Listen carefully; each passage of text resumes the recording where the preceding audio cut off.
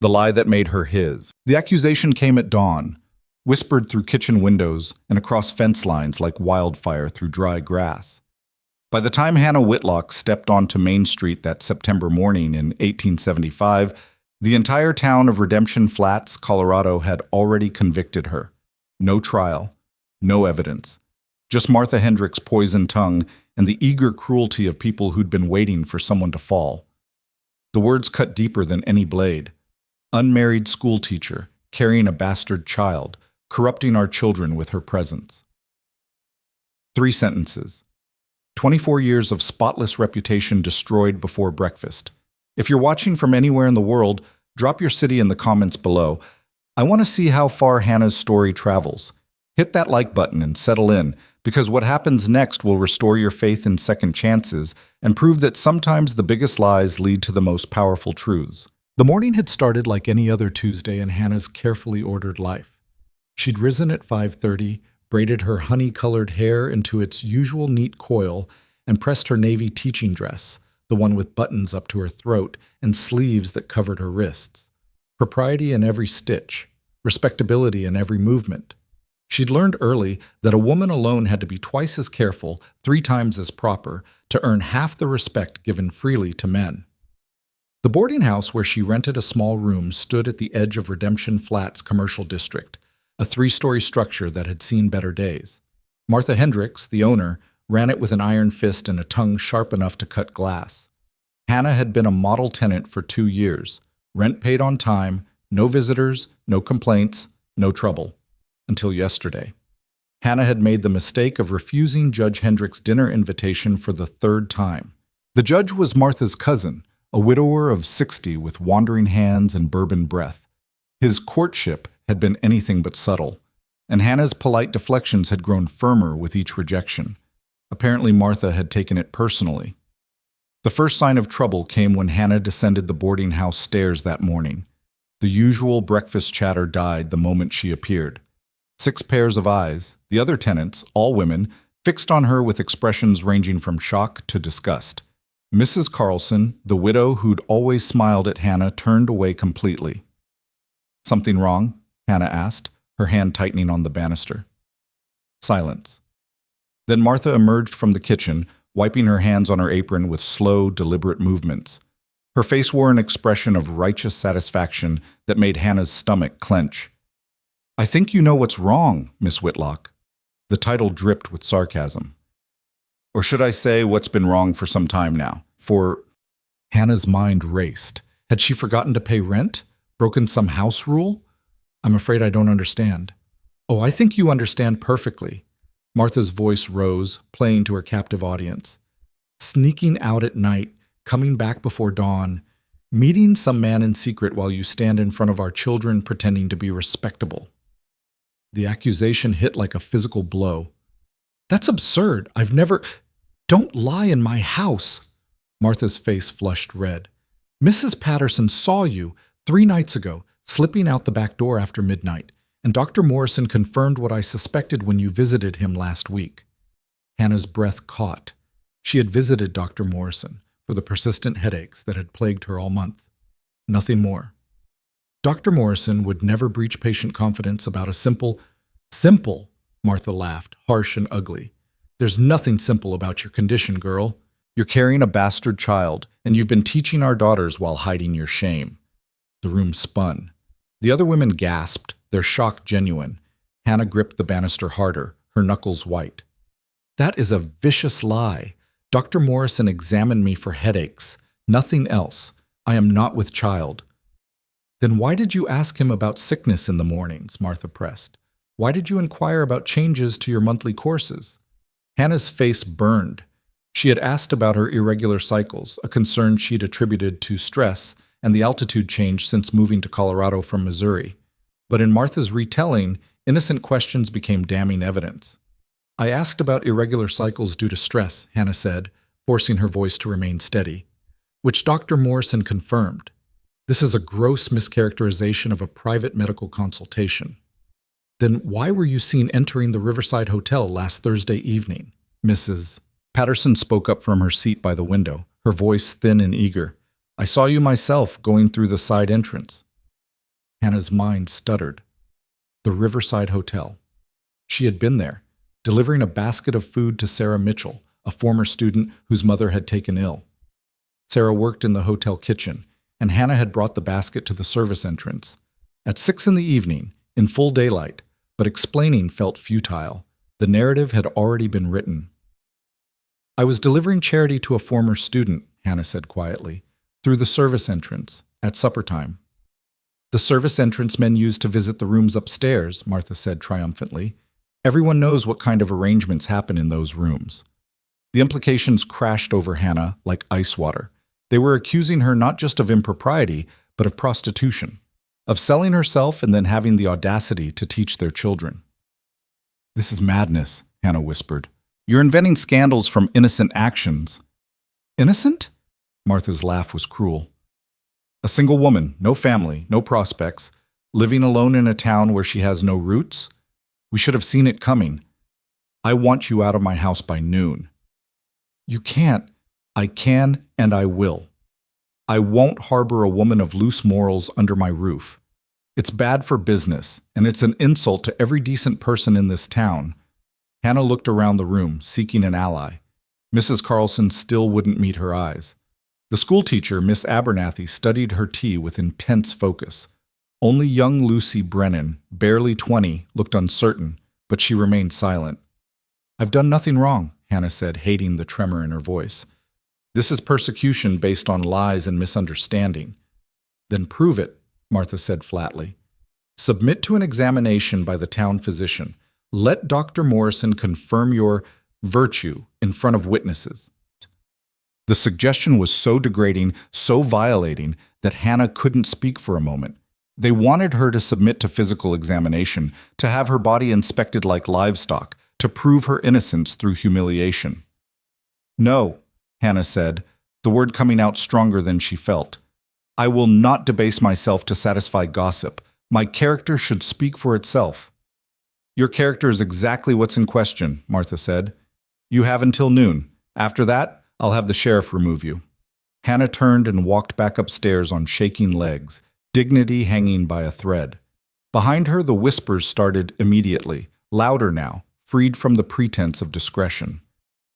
In her small room, Hannah sank onto the bed, hands trembling. 2 years of careful propriety, of proving herself worthy of respect, of building a life from nothing, gone in a single morning. And she was powerless to stop it, because that was the terrible truth about rumors. They didn't need to be true to destroy you. They just needed to be believed. By the time Hannah gathered her few possessions into 2 worn carpet bags, the news had spread through Redemption Flats like cholera. She could see it in the faces staring at her through windows as she walked toward the schoolhouse.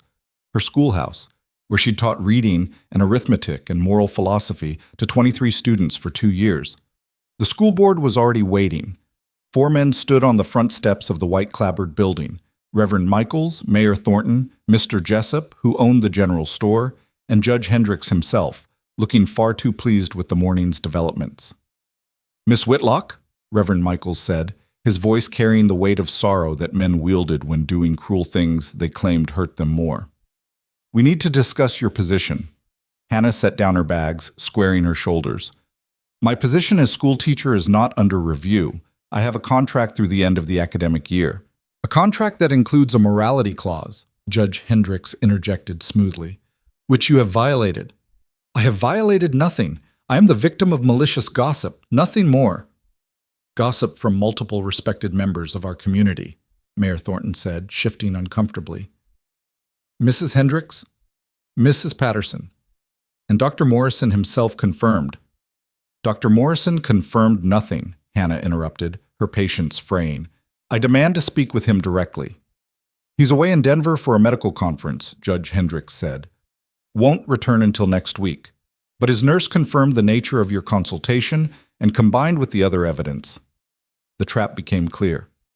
They'd waited until the one person who could definitively clear her name was conveniently absent. The timing was too perfect to be coincidence. "What evidence?" Hannah demanded. "Misinterpreted conversations and assumptions about where I walked? That's not evidence? That's slander."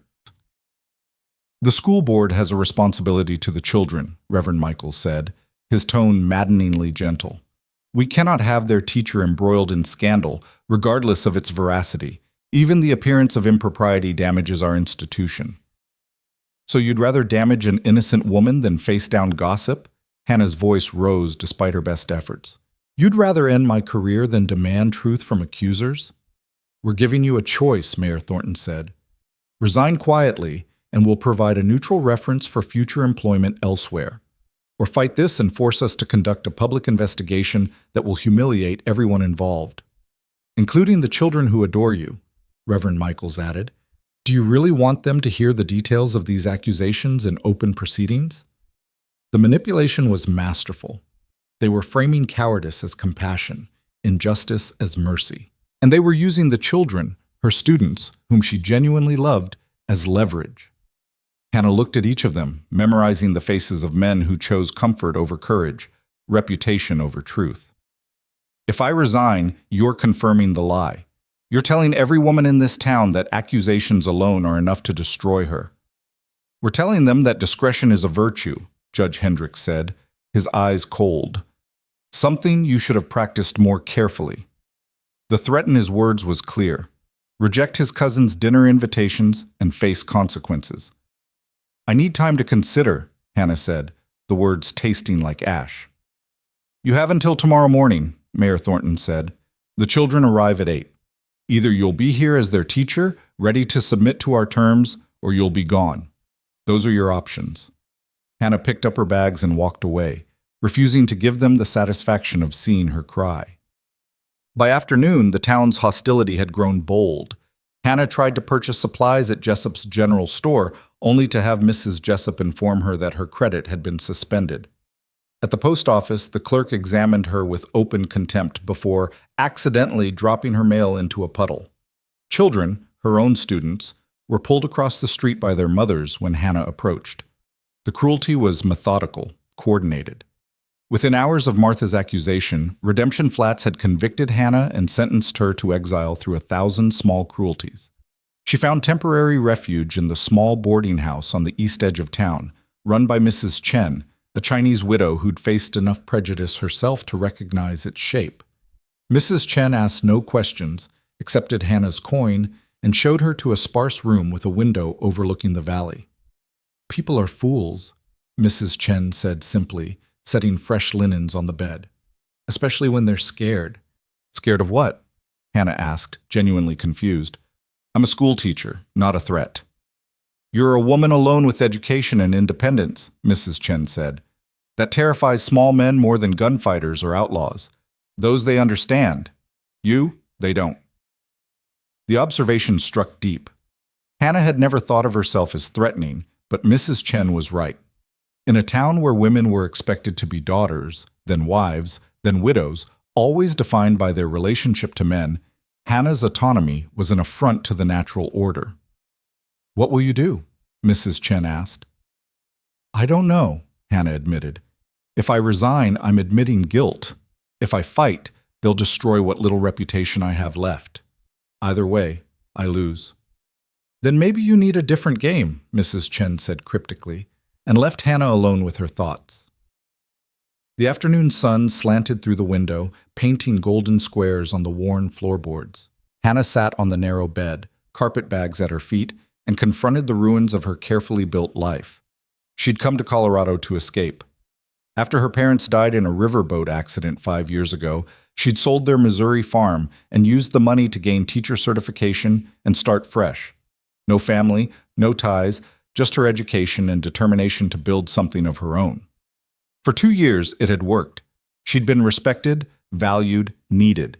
The children had flourished under her instruction, and she'd built friendships with other teachers, shopkeepers, even some of the ranch families who brought their children to town for schooling. Now it was gone. All of it. Erased by lies she couldn't disprove because proving innocence required proving a negative, an impossible task. A knock at the door startled her from her thoughts. Mrs. Chen again, carrying a tray with tea and rice. You should eat, she said, setting it on the small table. Starving won't solve problems. Neither will eating, Hannah said, but she accepted the tea gratefully. There's talk in town, Mrs. Chen said, not quite meeting Hannah's eyes. They're planning something for tonight, a delegation. Hannah's chest tightened. What kind of delegation? The kind that carries torches and calls itself justice, Mrs. Chen said bluntly. You should leave, tonight, before it gets worse. Leave where? I have nowhere to go, no money for travel, no prospects for employment without references. Then you have a choice, Mrs. Chen said. Leave with nothing or stay and lose everything, including maybe your life. The words should have terrified Hannah. Instead, they ignited something hot and furious in her chest.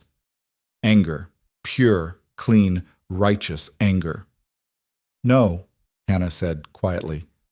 I'm not running. I've done nothing wrong. If they want me gone, they'll have to face me and state their accusations publicly, not hide behind gossip and cowardice. Mrs. Chen studied her for a long moment, then nodded slowly. Brave. Maybe foolish, but brave. After she left, Hannah stood at the window watching the sun sink toward the mountains. Somewhere in town, people were gathering, planning, deciding her fate without her voice, her defense, her truth. But she was done being silent. Tomorrow she would go to the schoolhouse. She would face the board, the parents, anyone who wanted to accuse her. She would demand they state their evidence publicly, under scrutiny, where lies couldn't hide in shadows. And if they still condemned her, if truth didn't matter in the face of determined cruelty, at least she would know she hadn't surrendered her dignity without a fight. The decision settled over her like armor. Fragile, perhaps, but hers. Hannah sipped her tea and watched darkness claim the valley, gathering her courage for the battle ahead. She had no idea that salvation would arrive on horseback, wielding truth like a weapon and changing everything with 5 impossible words. But that revelation was still hours away, and the night ahead would test every ounce of strength she'd ever possessed. The delegation arrived just after sunset. Hannah heard them before she saw them, boots on packed earth, low voices carrying through the evening air, the hiss of pine torches being lit. She moved to the window, careful to stay back from the glass, and counted 15 people. Maybe 20. Men, mostly. Shopkeepers and ranch hands, faces made strange and savage by flickering torchlight. A few women stood at the edges, arms crossed, expressions hard. Martha Hendricks stood near the front, triumph evident even from a distance. Miss Whitlock! A man's voice. Hannah recognized it as belonging to Tom Fletcher, one of the ranch foremen. We know you're in there. Come out and face what's owed. Mrs. Chen appeared at Hannah's door, her face tight with worry. Back entrance, go now. I'll tell them you already left. Hannah shook her head. That will just put you in danger. I won't do that. Better me than you. I've survived worse than these fools. No. Hannah's voice was steady, though her hands trembled. Thank you, truly, but I won't run anymore. Before Mrs. Chen could protest, Hannah walked downstairs and opened the front door. The crowd shifted, torches lifting higher. In the harsh light, their faces looked more frightened than angry. People who'd worked themselves into righteousness because righteousness felt safer than doubt. I'm here, Hannah said, standing in the doorway with her hands clasped at her waist. State your business. You can't stay in Redemption Flats, Martha Hendricks called out. We won't have your kind corrupting our town. My kind, Hannah repeated. And what kind is that? A woman who teaches children to read? Who attends church every Sunday? Who's never broken a law or harmed a soul? A woman who spreads her legs for men, then lies about it, Tom Fletcher said crudely, and several people laughed. The vulgarity hit like a slap, but Hannah kept her expression neutral. Based on what evidence? Gossip and misunderstanding? None of you have proof because there is none. You're condemning an innocent woman to satisfy your own prejudices. We have witnesses, Martha insisted. Multiple people saw... Saw what? Hannah interrupted, her voice rising. Saw me walk into a hotel to deliver charity? Saw me visit a doctor for headaches? You've constructed scandal from ordinary events because you wanted to see scandal. Then prove us wrong, Judge Hendricks stepped forward from the crowd, his voice oily with false reasonableness. Submit to examination. Let Dr. Morrison confirm your virtue when he returns. I will not submit my body to public inspection like livestock, Hannah said sharply. My word should be sufficient. My character should be sufficient. The complete lack of any actual evidence should be sufficient. Your word means nothing, a woman shouted. Not anymore. And that was the terrible truth of it. Once reputation shattered, no amount of truth could piece it back together. The accusation had become reality simply by being spoken often enough. Then what do you want from me? Hannah asked, exhaustion bleeding into her voice. You've destroyed my career, my home, my name. What more can you possibly take? Leave, Tom Fletcher said flatly. Tonight. Don't come back. Or what? You'll burn down Mrs. Chen's boarding house with me inside? Murder me in the street? What are you willing to do to erase someone who makes you uncomfortable? The crowd shifted uneasily. When Hannah named the violence implicit in their gathering, it lost some of its righteous sheen. We just want you gone, Martha said, but her voice lacked its earlier certainty. Peacefully. There's nothing peaceful about this, Hannah said. You're a mob threatening a woman with torches because she refused to debase herself for your entertainment. That's not justice. That's cruelty dressed up as morality. For a moment, uncertainty rippled through the crowd. A few people at the edges looked down, unwilling to meet her eyes. Hannah pressed her advantage.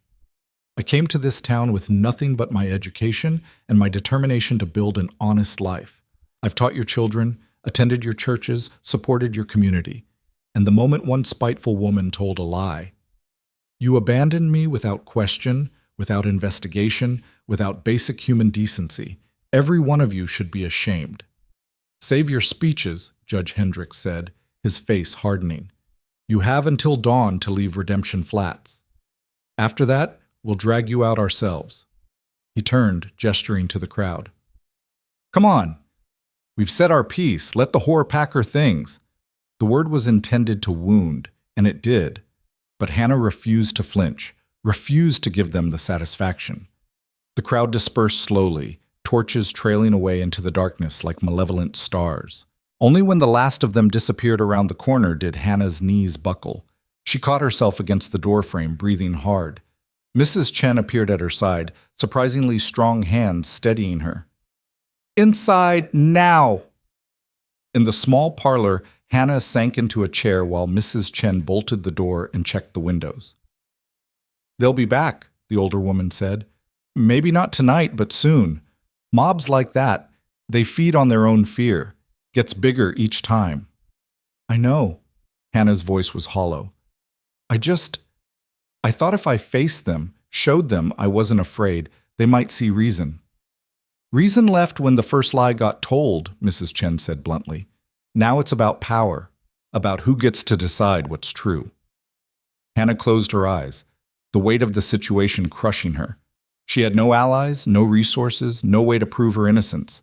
Even if Dr. Morrison returned and confirmed she wasn't pregnant, the damage was done. The accusation of prostitution, of moral corruption, would follow her forever. I should leave, Hannah said quietly. You're right. There's nothing left here for me. Where will you go? I don't know. Denver, maybe. Find work as a governess or seamstress. Start over somewhere no one knows me. That's running, Mrs. Chen observed. Different from leaving. I don't see another option. Mrs. Chen was quiet for a long moment. Then, sometimes the only way out is through, not around, through. Hannah didn't ask what that meant. She was too tired to hope. She climbed the stairs to her room, began packing her few belongings again, and tried not to think about how many times she could run before there was nowhere left to go. Outside, the wind picked up, carrying the scent of coming rain and the distant sound of horses on the road. Hannah had no way of knowing that one of those riders would change everything. That tomorrow, when the sun rose on her supposed exile, she would face a choice between two impossible futures. That the lie meant to destroy her would instead forge her salvation, though not in any way she could have imagined. But that revelation was still hours away, waiting in the dawn like a promise or a threat, depending on how you looked at it. For now, Hannah folded her teaching dress, packed her books, and prepared to leave behind the life she'd fought so hard to build. The night stretched long and dark, full of endings and beginnings she couldn't yet see. And somewhere on the road to Redemption Flats, a man named Cole Rollins rode toward a destiny neither of them had chosen, but both would have to face. The storm was coming, not the rain kind, the kind that changed everything. Hannah just didn't know it yet. Dawn broke cold and gray over Redemption Flats, the kind of morning that promised rain before noon. Hannah stood at the window of her room, watching the town wake to the business of destroying her. She hadn't slept. Every creak of the boarding house, every voice on the street below had kept her rigid with anticipation, waiting for the mob to return with worse intentions than words. But the violence, when it came, was quieter than torches. By 7 o'clock, a notice had been posted on the schoolhouse door. Hannah saw it from across the street, white paper stark against dark wood. She didn't need to read it to know what it said. The small crowd gathered around it, mothers with their children, men heading to work who stopped to look, told her everything. Mrs. Chen appeared at her elbow, holding 2 cups of coffee. Posted an hour ago, says the school board has accepted your resignation, effective immediately. Thanks you for your service. Wishes you well in future endeavors. I didn't resign, Hannah said flatly. They know. Doesn't matter. They wrote the story they wanted. Mrs. Chen handed her the coffee. Drink. You'll need your strength. For what? It's over. Maybe. Maybe not. Mrs. Chen tilted her head toward the window. Stage leaves at 9. You could be on it. Hannah sipped the bitter coffee, considering. The stage would take her to Denver. From there she could go anywhere, California, back east, somewhere no one knew her name or the lies attached to it. Start over, again. The thought exhausted her more than the sleepless night. Or, Mrs. Chen continued, you could do the foolish thing. What's that? Go to the schoolhouse anyway. Make them face you. Hannah laughed, a hollow sound. That's not foolish. That's suicide. The board made their decision. The parents want me gone. What would showing up accomplish besides giving them another chance to humiliate me? Maybe nothing, Mrs. Chen admitted. But maybe you'd learn who you are when everything's taken from you. That's worth knowing. Before Hannah could respond, a commotion outside drew their attention. Horses. Multiple horses, moving fast down Main Street. Not unusual for a frontier town, except these riders moved with purpose, and the lead horse was massive, a steel gray gelding that looked like it could run through walls. The man riding it looked like he could too. He was tall, broad-shouldered, dressed in dark wool and leather that had seen hard use but was well maintained. His hat was pulled low, shadowing features that were all hard angles and weathered strength. He rode like violence barely contained, and the 4 men flanking him matched his energy. They stopped in front of the schoolhouse. "Who is that?" Hannah breathed. Mrs. Chen's expression shifted to something like satisfaction. "Cole Rollins owns the Triple R Ranch up in the high country, controls more land than anyone in 3 counties. If he's here, something important brought him." Hannah watched as Rollins dismounted in one fluid motion, his movements economical and sure. He stood for a moment, reading the notice on the schoolhouse door, then turned to survey the growing crowd with eyes that missed nothing. Even from a distance, Hannah felt the weight of his presence. This was a man accustomed to being obeyed, to having his word carry the force of law in places where actual law was scarce. Power radiated from him like heat from a forge. "What's his business with the school?" Hannah asked. "His niece and nephew attend. Orphans. He's raising them." Mrs. Chen paused. "Lost his sister years back. Tragedy. Made him harder than he already was." Rollins said something to one of his men who nodded and moved toward the crowd. Within minutes, the school board was being summoned. Reverend Michaels appeared first, then Mayor Thornton, both looking nervous. Judge Hendricks took longer, his expression sour when he finally arrived. Hannah couldn't hear what was being said, but she could read the body language. Rollins stood with arms crossed, listening to the board's explanations with an expression of growing displeasure. When Judge Hendricks gestured broadly, probably explaining about the scandal, the accusations, the necessity of protecting the children, Rollins held up one hand. The gesture was small, but Hendricks stopped mid-sentence like he'd been struck. Rollins spoke. Hannah was too far away to hear words, but she saw the effect. The 3 board members went very still, their faces draining of color. Reverend Michaels started to protest, but Rollins cut him off with a single sentence that made the Reverend step back. "This is interesting," Mrs. Chen murmured. The confrontation continued for several minutes, tension ratcheting higher with each exchange. Then Rollins turned away from the board entirely and scanned the buildings along Main Street. His gaze swept across the storefronts, the hotel, the boarding houses, and stopped on Hannah's window. She froze. The distance was too great for him to see her clearly, but she felt pinned by that stare nonetheless. He studied her window for a long moment, then said something to the nearest rider, who immediately mounted and headed in her direction. "He's sending someone here," Hannah said, pulse quickening. "Then you'd better be ready," Mrs. Chen said.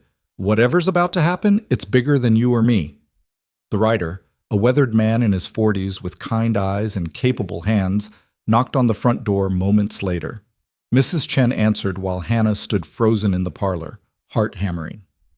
"Ma'am, I'm looking for Miss Hannah Whitlock," the man said, respectful but firm. "Mr. Rollins would like a word." "She's not receiving visitors," Mrs. Chen said, giving Hannah time to decide. "I understand, but Mr. Rollins was clear. It's important. Concerns the school and other matters." Hannah stepped forward before she could lose her nerve. "I'm Hannah Whitlock." The rider touched his hat brim. "Jack Morrison, ma'am. Mr. Rollins requests your presence at the schoolhouse. Says it concerns your future employment." "I have no future employment," Hannah said. "The board made that clear." "Yes, ma'am, which is why Mr. Rollins would like to speak with you, if you're willing." Hannah looked at Mrs. Chen, who shrugged. "Your choice, but men like Rollins don't make requests lightly. Might want to hear what he has to say." It was foolish. It was probably another humiliation waiting to happen. But Hannah was so tired of hiding, of running, of letting other people write her story. "Give me 5 minutes," she said. She changed into her best dress, dark green wool, modest and professional, and pinned her hair with shaking hands. In the mirror, she looked pale but composed.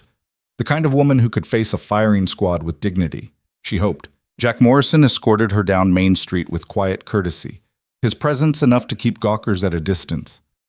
The crowd around the schoolhouse had grown, drawn by the spectacle of Cole Rollins confronting the town's leadership. Hannah felt every eye on her as she approached, whispers following like wasps. Rollins turned as she neared, and Hannah got her first clear look at him. He was younger than she'd expected, mid-30s maybe, but he carried himself with the gravity of someone much older. His face was all brutal planes and sharp edges, weathered by sun and wind and hard living. A scar cut through his left eyebrow, pale against tanned skin. His eyes were gray, like winter sky, and they assessed her with an intensity that made her want to step back. She didn't. "Miss Whitlock," he said, voice deep and rough as gravel. "Thank you for coming." "Mr. Rollins," Hannah replied, proud that her voice didn't shake, "though I'm not sure why you requested my presence." "Because these fools are about to make a decision that will harm my family," Rollins said bluntly, not lowering his voice. Several board members flinched. "And I don't allow that." He gestured to the schoolhouse. "My niece Emma and nephew Samuel attend this school. Under your instruction, Emma's reading improved dramatically. Samuel stopped fighting other children and started bringing home arithmetic problems he was proud to solve. You did that." Hannah blinked, surprised. "They're bright children. I just gave them the attention they needed." "You gave them more than that. You gave them stability, structure, someone who saw their potential instead of their tragedy." Rollins' jaw tightened. Now these men want to throw that away because of gossip and lies. "Mr. Rollins," Judge Hendricks interjected, finding his courage, "surely you understand our position. The accusations against Miss Whitlock are baseless." Rollins didn't even look at him. "I had my men make inquiries this morning, thorough ones. Dr. Morrison's nurse never discussed Miss Whitlock's consultation with anyone. Mrs. Patterson saw her deliver charity to Sarah Mitchell at the hotel, not enter through any guest entrance. And Martha Hendricks has a grudge because Miss Whitlock rejected her cousin's advances." The crowd stirred. Several people looked at Judge Hendricks, who'd gone red in the face. "Furthermore," Rollins continued, his voice cutting through the murmurs, "I spoke with the stage driver who brought Miss Whitlock to Redemption Flats 2 years ago. She arrived alone with 2 bags and a teaching certificate. No scandal, no secrets, just a woman looking to build an honest life." He finally turned to face the board, and his contempt was palpable. You destroyed her reputation over lies because it was easier than confronting the real problem, that this town is run by small-minded cowards who can't tolerate a woman with independence. Now, see here, Mayor Thornton started. I'm not finished. Rollins' voice dropped to something dangerous. You have two choices. Reinstate Miss Whitlock immediately, with a public apology and full back pay for the days you've stolen from her, or explain to every ranching family within 50 miles why they should send their children to a school run by men who value gossip over truth. The threat was unmistakable. Rollins controlled enough territory and employed enough men that his disapproval could cripple the town's economy. Ranchers would follow his lead, and without their business, Redemption Flats would wither. You can't dictate to the school board, Reverend Michaels said, but his voice wavered. I'm not dictating, I'm clarifying consequences. Rollins crossed his arms. Make your choice. Hannah watched the board members exchange glances, saw the calculations happening behind their eyes. They'd backed themselves into a corner, and Rollins had just eliminated every exit except the one he'd provided. But it was Judge Hendricks who played the final desperate card. Even if we wanted to reinstate her, he said slowly, the damage is done. Parents won't send their children to a school with a teacher whose reputation is compromised. Fair or not, that's reality. Several heads in the crowd nodded. Hannah's stomach sank. He was right. Even if the board reversed their decision, the poison was in the water. She'd never be trusted again. Rollins was quiet for a long moment, his expression unreadable. Then he turned to Hannah. Miss Whitlock, I apologize for what I'm about to do, but I see no other way to fix what these people have broken. Before Hannah could ask what he meant, Rollins raised his voice to address the entire crowd. If Miss Whitlock is carrying a child, he said, his words falling like stones into still water, then it's mine. The silence was absolute. Hannah's mind went blank, unable to process what she'd just heard. What? She started, but Rollins continued. We've been involved for several months, he said, the lie smooth and utterly convincing. I was waiting for the right time to propose, to do things properly. But if there's a child, then there's no more waiting. I claim responsibility. I claim her. The crowd exploded. Voices rose in shock, confusion, a few in anger. Hannah stood frozen, her entire world tilting sideways. Rollins turned to her, his gray eyes intense. I know this is unexpected, he said quietly, pitched for her ears only. But trust me, please. You just told the entire town. I gave you protection, he interrupted. The only kind that matters here, a man's claim. If you're mine, they can't touch you. Hannah's thoughts raced. He was right. A single woman accused of immorality was condemned. But a woman under a powerful man's protection, carrying his acknowledged child, became something else entirely. Still scandalous, but acceptable. Understandable. The lie changed everything.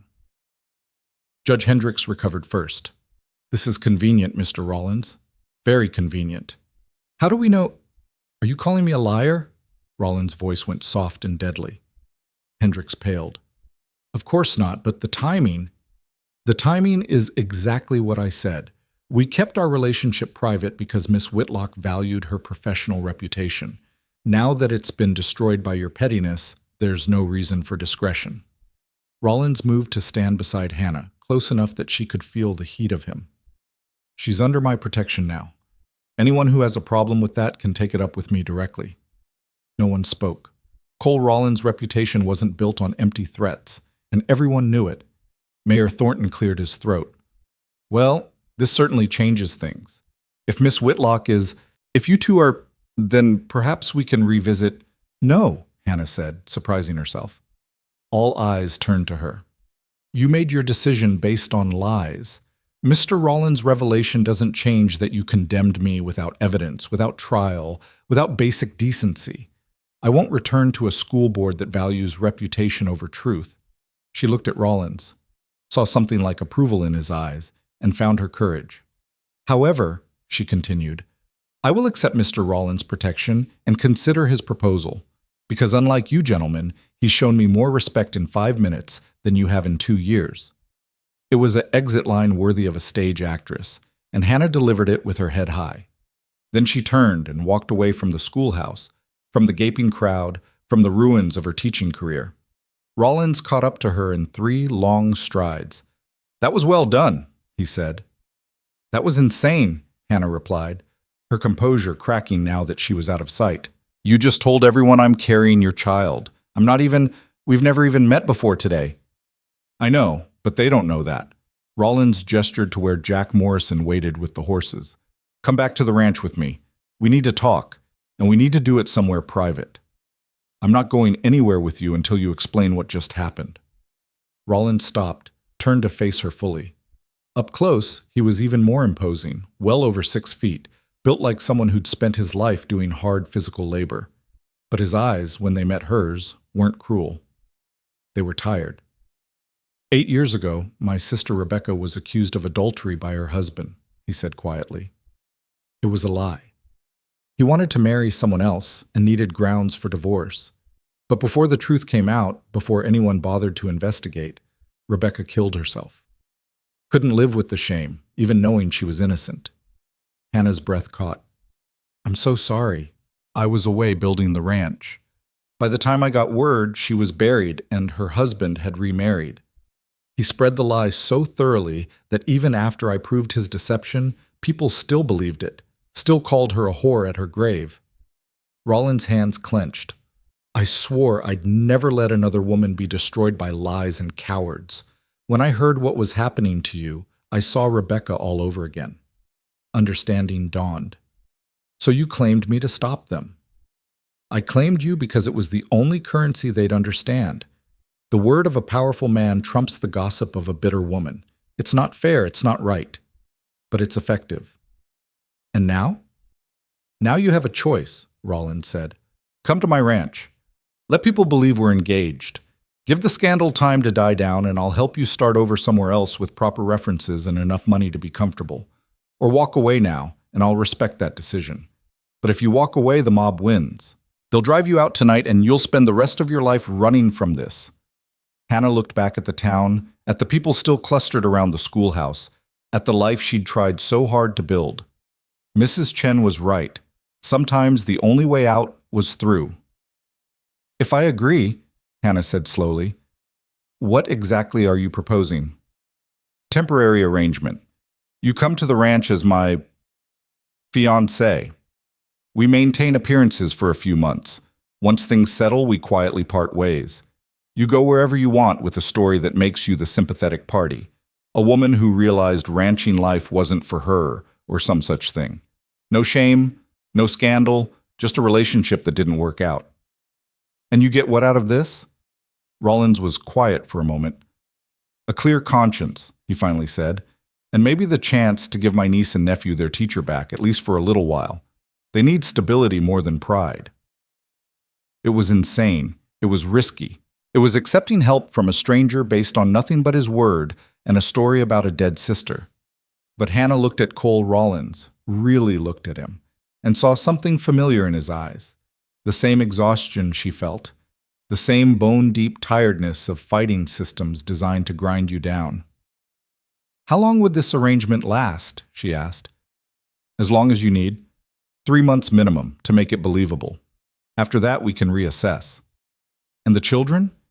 You'd really want me to continue their education?" "They need you," Rollins said simply. "I can teach them to ride and rope and survive, but reading, arithmetic, giving them the tools to be more than just ranch hands, that's beyond me." Hannah made her decision. "I have conditions." "Name them." "Separate quarters. I won't share your bed for appearances." "Agreed. You'll have your own room in the main house, or a cottage if you prefer more privacy. No physical expectations. This is a business arrangement." "Absolutely. You have my word. And when this ends, you provide honest references and enough money to start fresh. Somewhere far from here." "Done." Rollins extended his hand. "Do we have an agreement, Miss Whitlock?" Hannah looked at his hand, scarred knuckles, calloused palm, the hand of a man who worked for everything he had. Then she looked at his face, at the sincerity she saw there beneath the hard exterior. She took his hand. "We have an agreement, Mr. Rollins." His grip was warm, firm, and blessedly brief. Call me Cole. If we're engaged, formality seems excessive. Then you should call me Hannah. Hannah, he repeated, and the name sounded different in his rough voice. Let's get you out of this town before they remember to be stupid again. Within 20 minutes, Hannah's few possessions were loaded onto a pack horse, and she was seated on the most gentle mare in Cole's string. The townspeople watched from windows and doorways as Cole Rollins rode out of Redemption Flats with his claimed woman, his men flanking them like an honor guard. Hannah didn't look back. There was nothing behind her worth seeing. The ride to the Triple R took 3 hours, climbing steadily into high country where the air thinned and the pine forests grew thick. Cole didn't push for conversation, and Hannah was grateful. She needed time to process what had just happened, the impossible bargain she'd just struck. She'd traded one impossible situation for another, but at least this one came with choice. The ranch, when it finally appeared through the trees, was larger than Hannah expected. The main house was 2 stories of solid timber and stone, built to withstand harsh winters and harder living. Outbuildings dotted the property, barns, bunkhouses, storage sheds, all maintained with obvious care. Horses grazed in fenced pastures, and in the distance, Hannah could see cattle scattered across rolling meadows. It was beautiful. Remote, isolated, but beautiful in the way wild things are. Welcome to the Triple R, Cole said, dismounting. It's not fancy, but it's solid. A woman emerged from the main house, older, gray-haired, with sharp eyes and a no-nonsense expression. She looked Hannah up and down, then turned to Cole with raised eyebrows. This her? She asked. Martha, this is Hannah Whitlock, my fiancée. Cole said the word with practiced ease. Hannah, this is Martha Grayson. She runs the house and keeps everyone in line. Martha's expression didn't change, but something shifted in her eyes. I heard what you did in town. Fool thing to do, claiming a woman you barely know. Martha.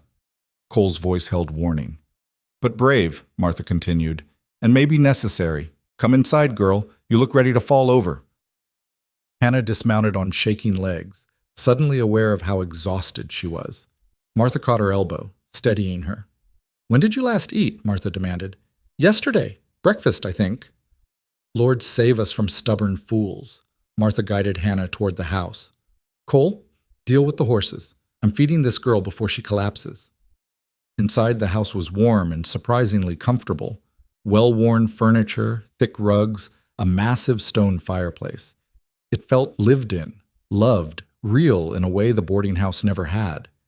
Martha sat Hannah at a large wooden table and began assembling food with brisk efficiency.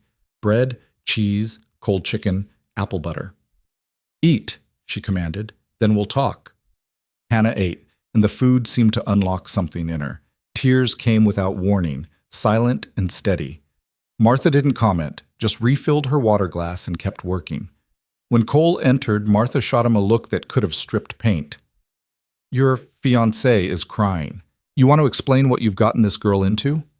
She knows the arrangement, Cole said, but his voice was gentler than Hannah expected. She agreed. Agreed to what? Being paraded around as your woman while you two pretend at engagement?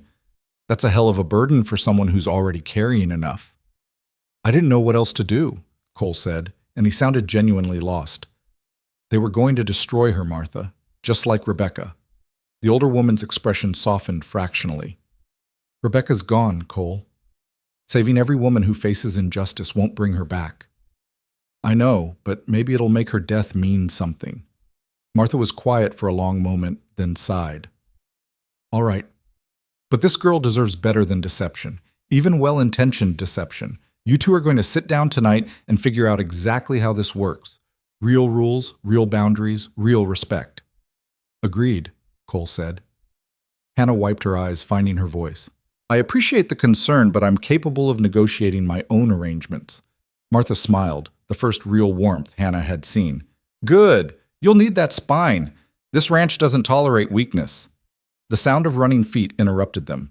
2 children burst through the door, a girl of about 9 with dark braids and a boy of 7 with Cole's gray eyes.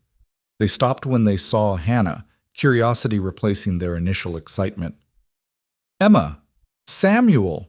Cole's voice held affection he didn't bother to hide. This is Miss Whitlock, your teacher. You brought her here? Emma's face lit up.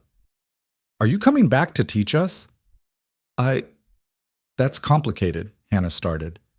She's going to be staying with us for a while, Cole said. And yes, she'll continue your lessons, if she's willing. Both children looked at Hannah with such hope that her heart cracked open. These were the orphans Cole mentioned. The ones who'd lost their mother and found themselves with an uncle who was trying his best but didn't know how to give them everything they needed. I'd be honored to continue teaching you, Hannah said softly. Emma rushed forward and hugged her, fierce and sudden. Samuel followed more hesitantly, but when Hannah opened her arm to include him, he burrowed against her side. Over their heads, Hannah met Cole's eyes. He nodded once, a gesture of thanks and acknowledgement. This was why he'd done it. Not just for Rebecca's memory, but for these children who needed stability more than they needed truth. And suddenly, the impossible bargain didn't seem quite so impossible. Hannah held the children, felt their trust, and made a silent promise. Whatever happened between her and Cole, however this arrangement ended, she would give them the education and care they deserved. It was the least she could do for the man who'd saved her when no one else would, even if he'd done it with a lie that would bind them both for months to come. The children finally released her when Martha announced it was past their bedtime. They protested, but one look from Cole sent them scurrying upstairs with promises to see Hannah in the morning. Their footsteps echoed overhead, followed by the sound of water being poured for washing, and then Martha's firm voice directing them through their nighttime routine. Hannah sat at the table, the silence suddenly heavy now that the children's energy had departed. Cole remained standing by the window, looking out at the darkening valley, his profile sharp against the last light of day. Martha returned, wiping her hands on her apron. Emma's room is next to mine, Samuel's across the hall. The guest room at the end is prepared for Hannah. Clean linens, fresh water, and privacy. She emphasized the last word while looking directly at Cole. Thank you, Martha, Hannah said quietly. Don't thank me yet. You haven't survived your first night. But there was kindness beneath the gruff words. I'll leave you two to discuss the particulars. Cole, don't keep her up too late. She looks ready to drop. After Martha left, Cole finally turned from the window. In the lamplight, his face looked older, more worn. We should talk about how this works. Yes. Hannah folded her hands on the table, drawing on every ounce of composure she had left. You said temporary. I need specifics. Cole pulled out a chair and sat across from her, close enough to keep their voices low, but far enough to maintain propriety. The ranch hands saw us ride in together. By tomorrow, every man in the bunkhouse will know the story. That you're my intended, that we've been courting quietly, that circumstances forced my hand in making it public. Do they know the truth? Jack Morrison does. He's my foreman and the closest thing I have to a friend. The others don't need to know. Far as they're concerned, this is real. Cole leaned back, his chair creaking. That means we need to maintain appearances. Eat meals together, be seen talking, little things that suggest familiarity. Hannah's stomach tightened. How little? Nothing that makes you uncomfortable. I won't touch you beyond what's necessary for show. Maybe a hand on your back when we're in public, standing close enough to suggest intimacy. That's all. And when people visit, when they ask questions about our relationship, we'll need a story. How we met, when I started courting you, why we kept it secret. Cole rubbed his jaw, thinking. Close to the truth works best. Say I came to town occasionally to check on the children's progress. We talked after school hours, started with education, moved to other topics.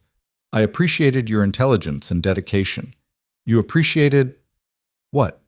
What would you appreciate about me? The question caught Hannah off guard. She studied him, this hard, dangerous man who'd thrown himself between her and a mob without hesitation. Your directness, she said finally, and your loyalty. The way you protect what's yours. Something shifted in Cole's expression, too quick to identify. That'll work. We'll say I courted you properly but privately because you valued your professional reputation. Brought you books, talked about ranch life, made my intentions clear. You were considering my proposal when the scandal broke and I decided to accelerate the timeline. It's plausible, Hannah admitted, but what about after? When we end this arrangement? We'll say you couldn't adjust to ranch life, too isolated, too different from teaching. We realized we wanted different futures. ended things amicably, I provided references and financial support, and you moved on. No shame on either side. You've thought this through. I've had 3 hours of writing to think. Cole's mouth twitched, almost a smile. And I'm not doing this blind. I know what I'm asking of you. Hannah was quiet for a moment, exhaustion pulling at her bones. In town, you said if there's a child, it's yours. But there is no child. What happens when I don't start showing? When months pass and there's no evidence of pregnancy? Cole's jaw tightened. I've considered that. We have options. We could say you lost the child early on.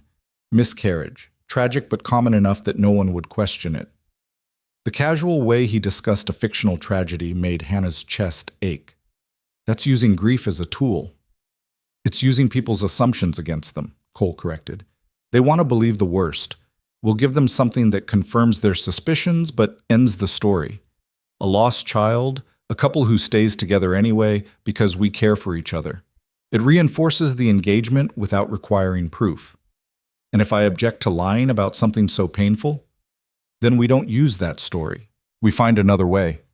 Cole met her eyes, his gaze steady. I'm not going to force you into anything, Hannah. This only works if we're both committed. If any part of this crosses a line for you, say so. We'll adjust. The use of her given name still sounded strange in his rough voice, but Hannah found she didn't mind it. There was respect in the way he said it, an acknowledgement of her personhood that the people of Redemption Flats had stripped away. I need time to think, Hannah said, about all of this. It's been less than a day since my life fell apart, and now I'm supposed to pretend to be engaged to a man I just met. I understand the necessity, but I need space to process. You'll have it. Your room is yours. Lock the door if it makes you feel safer. Martha and I are the only ones with access to the main house after dark. The ranch hands sleep in the bunkhouse.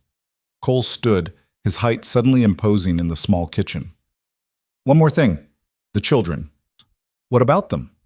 They're going to get attached to you. Emma already is. When this ends, when you leave, it's going to hurt them. His voice was rough. I need to know you understand that. Need to know you won't make promises you can't keep.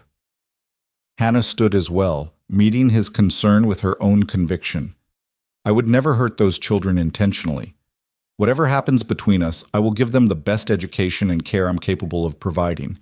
And when it's time to leave, I'll make sure they understand it's not their fault, that they're not being abandoned. I know what that feels like. Cole studied her for a long moment, then nodded. All right. I believe you. Why? The question escaped before Hannah could stop it. Why do you believe me? You don't know me. Because you could have stayed silent in town when I made my claim. Could have just accepted the rescue and kept quiet. Instead, you told the school board exactly what you thought of them, even knowing it would burn that bridge permanently. That takes conviction. Cole moved toward the hallway, then paused. People with conviction don't make idle promises to children. He left her standing in the kitchen, lamplight flickering across the worn table, the comfortable chaos of a home that had seen both joy and sorrow. Hannah sank back into her chair, suddenly aware of how much her body ached from tension and exhaustion. Martha appeared from the shadows like a ghost. He means well, you know. Hannah startled. I didn't hear you. Good. Means I haven't lost my touch. Martha began banking the fire in the stove. Cole's a hard man because life made him hard, but with Emma and Samuel, with the people he cares about, he's different, softer. You've known him a long time? Since he was younger than Samuel, watched him grow up, watched him lose everything that mattered, watched him build this place from nothing. Martha's hands moved with practiced efficiency. His sister Rebecca was my daughter's best friend. When she died, it broke something in Cole. He blames himself for not being there, for not seeing the signs. This thing he's doing for you, it's not just about you, it's about the girl he couldn't save. Hannah absorbed this, another piece of the puzzle clicking into place. That's a heavy burden for him to carry. It is, but it's his to carry, not yours. You focus on keeping yourself whole. Let him manage his own ghosts. Martha fixed Hannah with a sharp look. That said, don't underestimate him. Cole Rollins is one of the most honorable men I've ever known. If he gave you his word about something, he'll die before breaking it. Even a word given to protect a stranger? especially then, because it proves character when there's nothing to gain. Martha gestured toward the hallway. Come on, I'll show you to your room before you fall asleep at this table. The guest room was simple but comfortable. A large bed with a thick quilt, a wardrobe, a small desk beneath the window, and a washstand with fresh water. Someone had already brought up Hannah's bags and left them at the foot of the bed. Breakfast is at 6, Martha said from the doorway. Cole and the men eat early before heading out to work. You can join them or sleep later and eat with the children, your choice. I'll join everyone, Hannah said. If I'm supposed to be part of this household, I should act like it. Suit yourself, but don't feel obligated to prove anything. You've had enough of that in town. Martha's expression softened. Lock the door, get some rest. Tomorrow will be easier. After Martha left, Hannah did lock the door. Then she sank onto the bed and finally let herself fall apart. The tears came hard and silent, her body shaking with the release of everything she'd held in check since the accusation first shattered her world. She cried for her lost career, her destroyed reputation, the life she'd built and lost in a single day. She cried for the unfairness of it all, for the cruelty of people she'd thought were friends, for the impossible bargain she'd struck with a stranger to survive. And she cried because part of her, a small, shameful part, was grateful. Grateful to Cole Rollins for his intervention, grateful for this refuge, grateful that she didn't have to face tomorrow alone and homeless. Eventually, the tears stopped. Hannah washed her face in the basin, changed into her nightgown, and climbed into bed. The mattress was softer than anything at the boarding house, and the quilt smelled like sage and sunshine. Outside, she could hear the low sounds of the ranch settling in for the night. Horses nickering in the barn, the creak of wood cooling, the distant call of an owl. Sleep took her hard and fast, dragging her under before she could think about what dawn would bring. She woke to pale light filtering through the window and the smell of coffee drifting up from the kitchen. For a moment, Hannah couldn't remember where she was. Then memory crashed back and she sat up, heart racing. The Triple R Ranch, Cole Rollins, the lie that made her his. A knock on the door made her jump. Hannah? You awake? Martha's voice, brisk and no nonsense. It's 5:45. If you want to wash and dress before breakfast, best get moving. Hannah scrambled out of bed, suddenly aware of how little time she had. She washed quickly in the cold water, braided her hair, and pulled on her gray work dress, practical and modest. In the small mirror above the washstand, she looked pale but composed. Good enough. Downstairs, the kitchen was full of men. A dozen ranch hands filled the long table, eating with the focused intensity of people who knew hard work awaited. Cole sat at the head, Emma and Samuel on either side of him, all three listening to Jack Morrison describe something about fence repairs in the north pasture. The conversation stopped when Hannah entered. Morning, Cole said, his voice neutral but his eyes assessing. Sleep well? Well enough, thank you. Hannah was acutely aware of every man's attention on her. She moved to the sideboard where Martha had laid out plates and food. Sit here, Miss Whitlock, Emma called, patting the chair beside her. I saved you a spot. Hannah sat, grateful for the child's easy acceptance. Samuel looked up from his eggs and offered her a shy smile. Aunt Martha makes the best biscuits. You should have 3. I'll start with 1 and see how I do, Hannah said, returning his smile. Cole introduced her to the men with economical efficiency. Boys, this is Hannah Whitlock, my intended. She'll be staying at the ranch, teaching Emma and Samuel, and helping Martha with whatever needs doing. Treat her with respect. A chorus of yes, sir, and ma'am followed. The men were curious but careful, their glances quick and polite. Jack Morrison raised his coffee cup to her in a silent toast, something like approval in his eyes. Breakfast proceeded with the organized chaos of a working ranch. Men discussed tasks for the day. Martha refilled coffee cups with practiced efficiency, and the children chattered about their lessons. Hannah ate quietly, observing the dynamics. Cole commanded respect without effort, his word carrying the weight of law. But he wasn't a tyrant. He listened when his men spoke, asked questions, made decisions that balanced ranch needs with individual circumstances. After the meal, the men filed out to begin their work. Cole lingered, finishing his coffee while Emma and Samuel cleared plates under Martha's supervision. You handled that well, Cole said quietly. I sat and ate breakfast. That's hardly an achievement. You sat and ate breakfast while a dozen strangers stared at you and wondered about your relationship with their boss. That takes more nerve than you're giving yourself credit for. Cole set down his cup. Jack and I are riding out to check the fence line in the high country. We'll be back before supper. Martha can show you around the ranch, help you get your bearings. What about the children's lessons? Start tomorrow. Give yourself a day to settle. Cole stood, reaching for his hat. And Hannah? If anyone gives you trouble, if any of the men say or do anything that makes you uncomfortable, tell Martha. She'll tell me. I'll handle it. I can handle myself. I don't doubt it, but you shouldn't have to. He settled his hat on his head and walked out, his boots heavy on the wooden floor. Emma appeared at Hannah's elbow. Do you want to see the horses? Uncle Cole has the most beautiful horses. And there's a new foal that was born last week. The eagerness in her voice was impossible to resist. I'd love to see the horses. The next few hours passed in a blur of new experiences. Emma and Samuel dragged Hannah around the ranch with the boundless energy of children showing off their home. She saw the horses, including a wobbly-legged foal that made her heart squeeze with delight. She met the ranch cats, saw the chicken coop, and learned which barn housed the winter hay and which held the tack room. The children talked constantly, filling Hannah in on ranch life with the assumption that she'd be part of it permanently. Samuel showed her his favorite climbing tree. Emma demonstrated how to scatter feed for the chickens.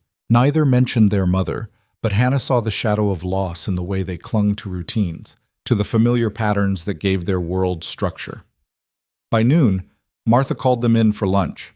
The children washed up and attacked their sandwiches with enthusiasm while Hannah helped Martha with the dishes. They like you, Martha observed, scrubbing a pot. Haven't seen them this excited about anything in months.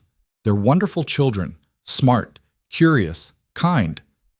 They're lonely, Martha said bluntly. Cole does his best, but he's not built for tenderness.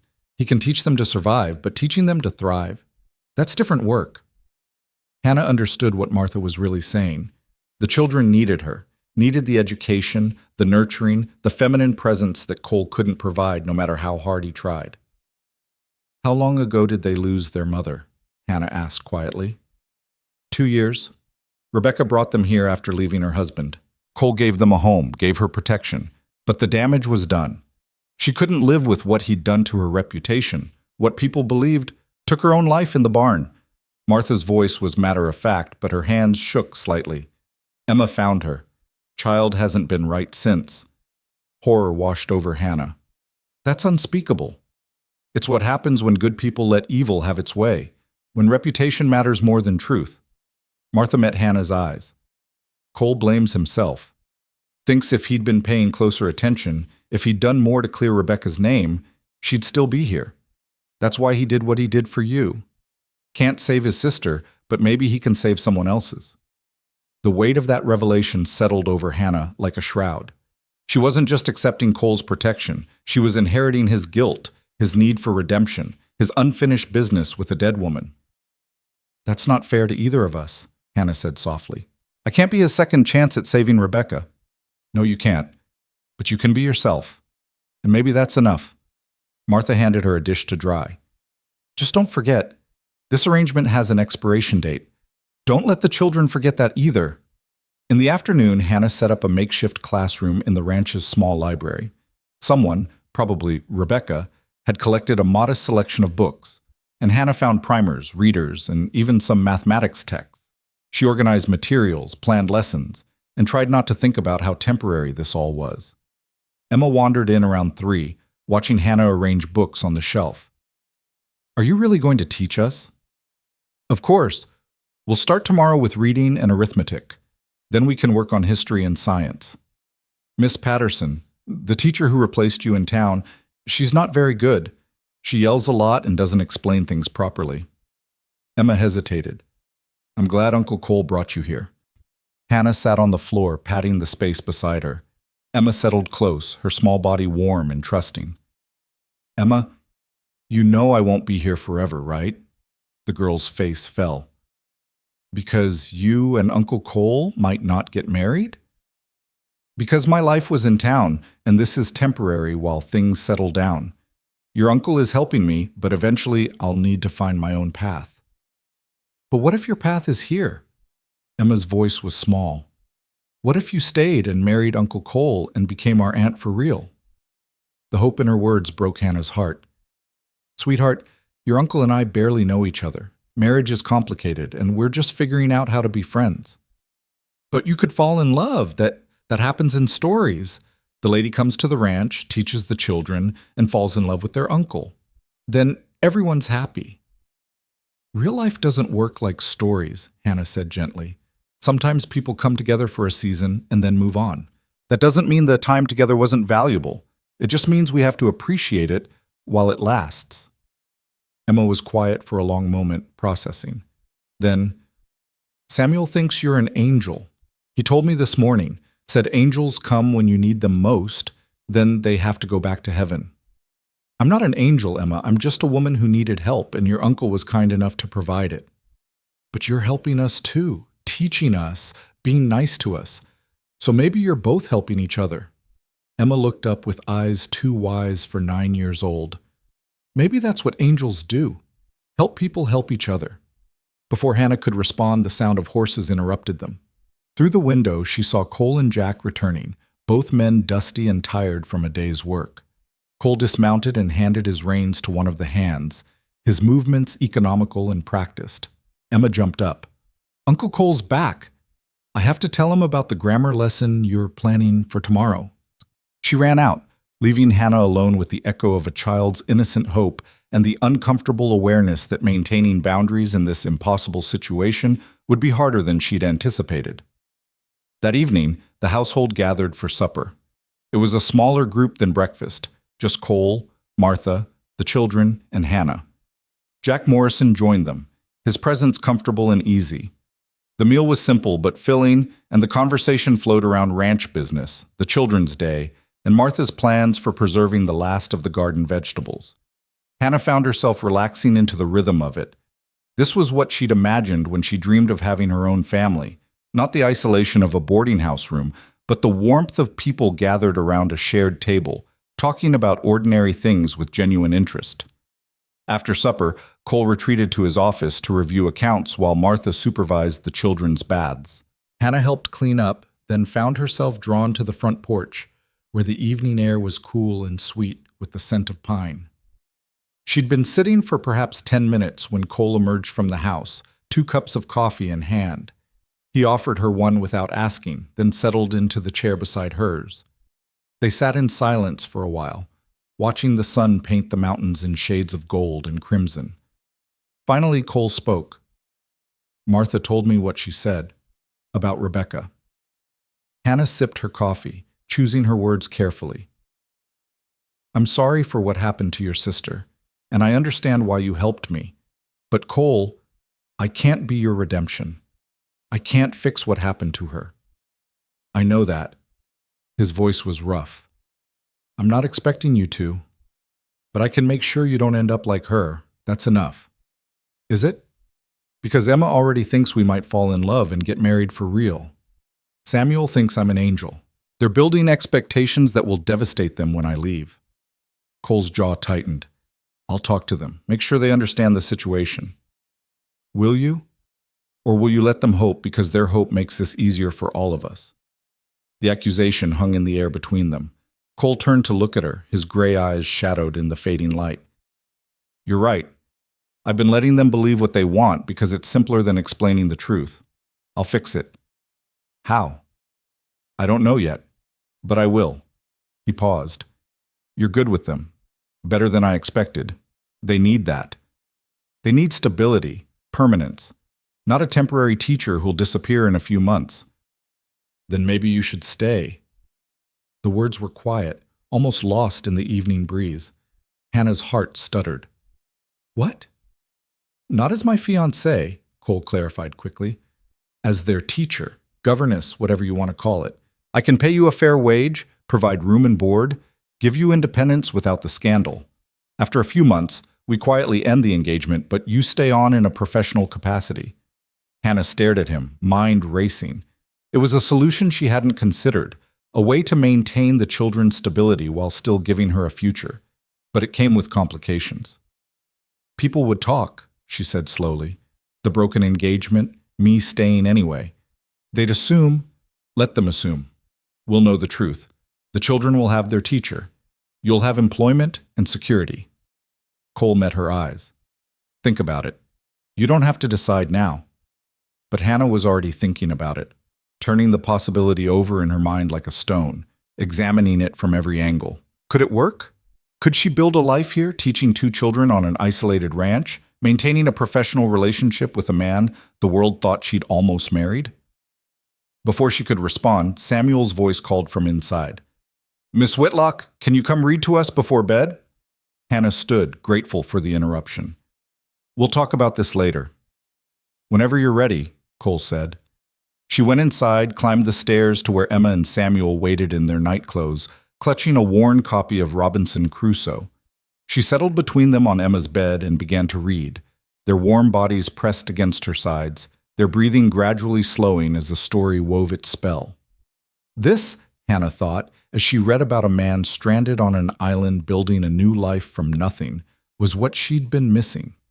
Not romance, not grand passion, but the simple intimacy of being needed, of mattering to people who had no reason to pretend. When both children had drifted to sleep, Hannah carefully extracted herself and tiptoed downstairs.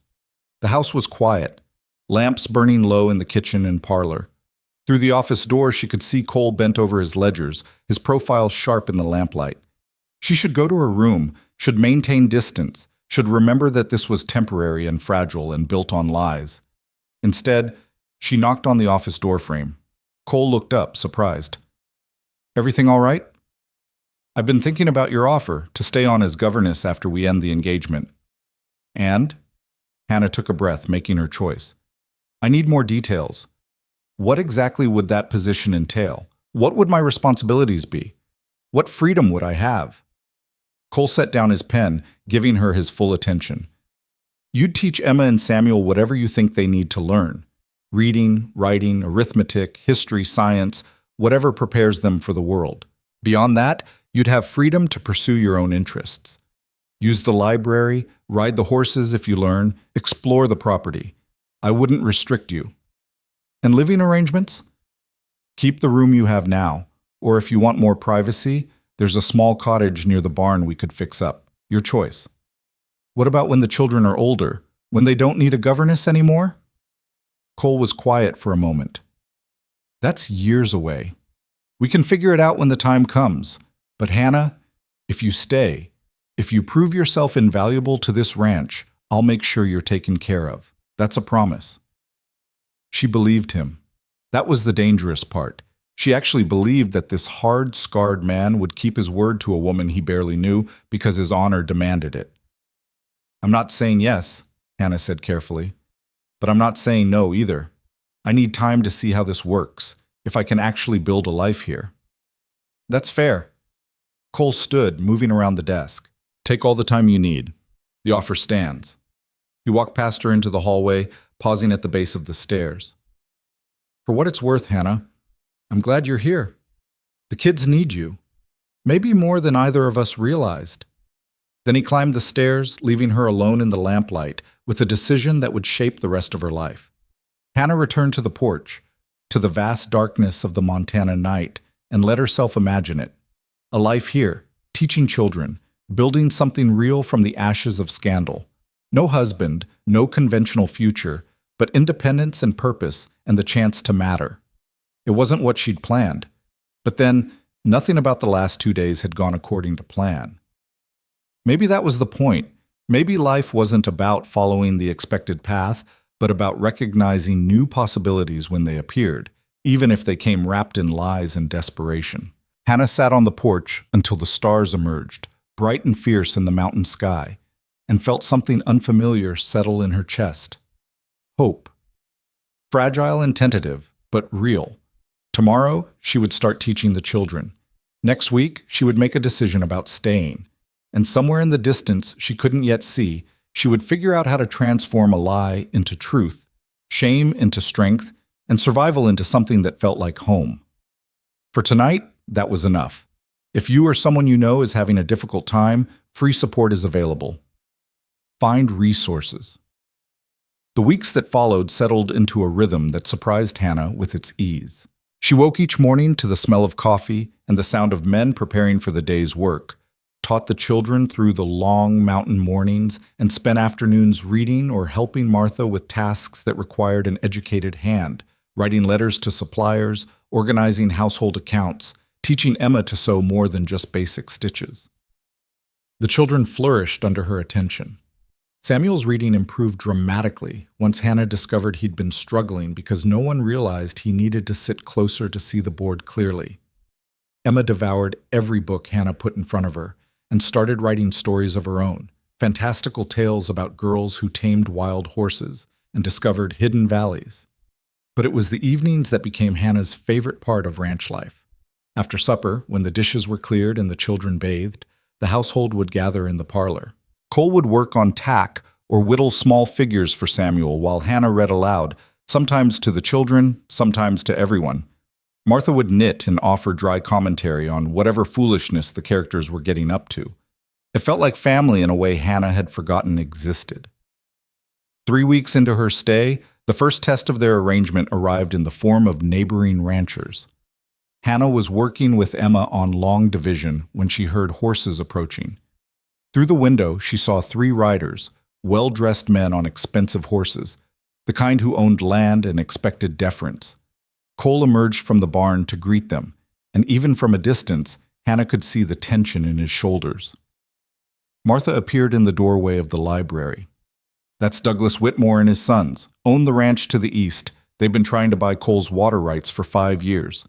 Will there be trouble?" "Depends on whether they're smart enough to take no for an answer this time." Martha's expression was grim. "You should probably make yourself scarce. Men like that, they see a woman and think they've found a weakness to exploit." But Hannah had spent 3 weeks watching Cole navigate the complex politics of ranch management.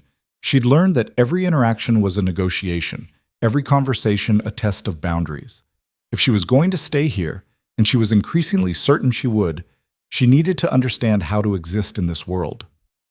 "I'd rather stay," Hannah said quietly, "if that's acceptable." Martha studied her for a long moment, then nodded. "Your choice. But stay close to Cole, and don't let them intimidate you."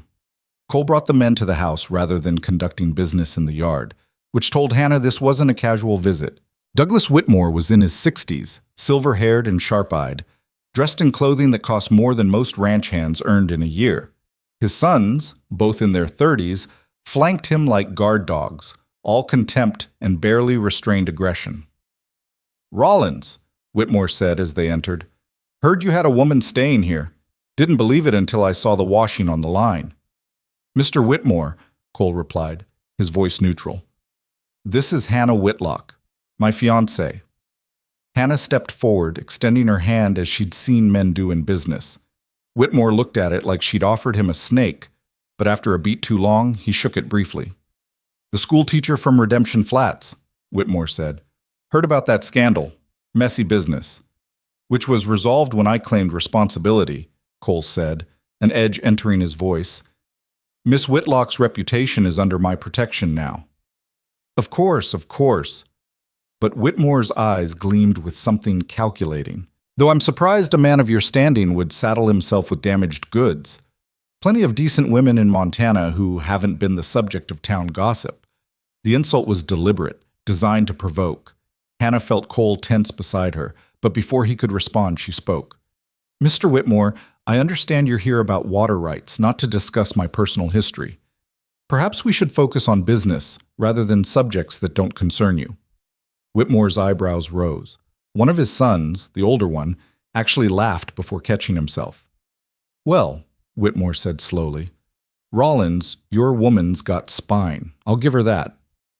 "She's got more than spine," Cole said, his hand moving to rest lightly on Hannah's back, a gesture of solidarity she felt through layers of fabric. "And she's right.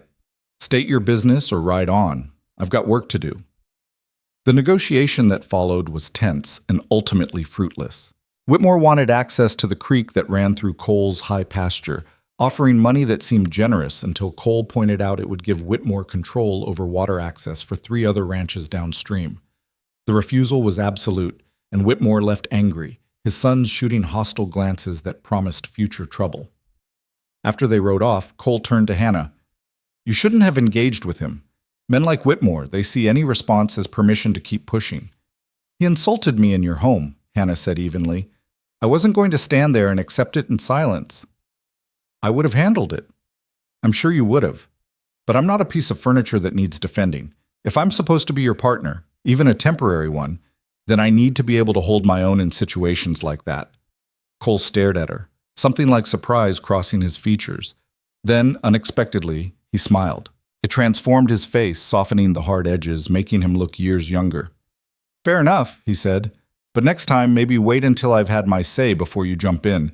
We should present a united front. Agreed, as long as you remember I have a voice in that front. Wouldn't dream of forgetting it. Cole's smile lingered. You handled yourself well. Whitmore didn't expect to be challenged by a woman. Threw him off his game. Martha, who'd been watching from the kitchen doorway, made a sound that might have been approval. About time someone stood up to that pompous fool. Been lording over this valley like he owns it for too long. That evening, after the children were in bed, Cole asked Hannah to join him in his office. The request was unusual. They typically maintained careful boundaries, their interactions limited to meals and the occasional evening in the parlor. Hannah's pulse quickened as she knocked on the doorframe. Come in, Cole said, looking up from his ledger. Close the door, if you don't mind. Hannah did, suddenly very aware of the intimacy of the small space. Cole gestured to the chair across from his desk. I wanted to discuss what happened today, he began. Whitmore's not going to let this go. He's been trying to consolidate water rights in this valley for years, and my ranch is the biggest obstacle to his plan. With you here, he's going to see it as an opportunity. An opportunity for what? To discredit me through you, spread rumors, maybe try to revive the scandal from Redemption Flats. If he can make me look weak or foolish, other ranchers might side with him on water access issues. Cole leaned back in his chair. I need to know if you're prepared for that, for your past being weaponized against both of us. Hannah considered the question seriously. I thought I'd left the worst of it behind when we rode out of town, but you're saying it's going to follow me. It might. Probably will, knowing Whitmore. Cole's expression was grave. I can protect you from direct confrontation, but I can't control what people say behind closed doors. If this arrangement is going to work, you need to be prepared for gossip, for judgment, for people assuming the worst. I've already lived through that, Hannah said quietly. In town, I had no allies, no protection, no way to fight back. Here, I have you, and Martha, and the respect of your ranch hands. That makes all the difference. Does it? Because once word spreads that you're living here unmarried, but I'm not unmarried, not in the eyes of everyone who matters. We're engaged, Cole. That's the story, and as long as we maintain it, we have plausible deniability. Hannah met his eyes. Unless you're having second thoughts about this arrangement. No second thoughts. Just making sure you understand what you're signing up for. Cole ran a hand through his hair, a rare gesture of frustration. This valley is beautiful, but it's also brutal. People here have long memories and sharp tongues. Your presence is going to be scrutinized, analyzed, judged. I need to know you can handle that. I can handle it, Hannah said with more confidence than she felt. But I need something from you in return. Name it. Stop treating me like I'm fragile. Today with Whitmore, you looked ready to throw him off your property the moment he mentioned my reputation. I appreciate the impulse, but I don't need that kind of protection. I need to be allowed to defend myself, to prove I'm strong enough to exist in this world without you shielding me from every harsh word. Cole was quiet for a long moment. You're right. I've been doing that. Treating you like you need constant defending. It's not your fault. It's what men are taught. Protect women, fight their battles, keep them safe. But safe isn't the same as respected. I'd rather be respected and occasionally uncomfortable than safe and powerless. Respected, Cole repeated, as if testing the word. All right, I can work with that. But Hannah, if anyone crosses a line, if anyone threatens you physically or corners you alone, you tell me immediately. That's not about thinking you're fragile. That's about having backup when you need it. Agreed. Hannah stood, feeling like they'd reached some new understanding. Was there anything else? Actually, yes. Cole opened a drawer and pulled out a small box. "This came in from Denver yesterday. I should have given it to you sooner, but I wasn't sure. Well, here." He handed her the box. Inside was a ring, simple gold band with a small diamond, elegant and understated. Hannah's breath caught. "If we're maintaining an engagement," Cole said, his voice carefully neutral, "you should have a ring. People will expect it, and it'll make the story more believable." Hannah lifted the ring from the box, holding it up to the lamplight. The diamond caught the flame, throwing tiny sparks across the walls. "It's beautiful." "It was my mother's. Died when I was 12.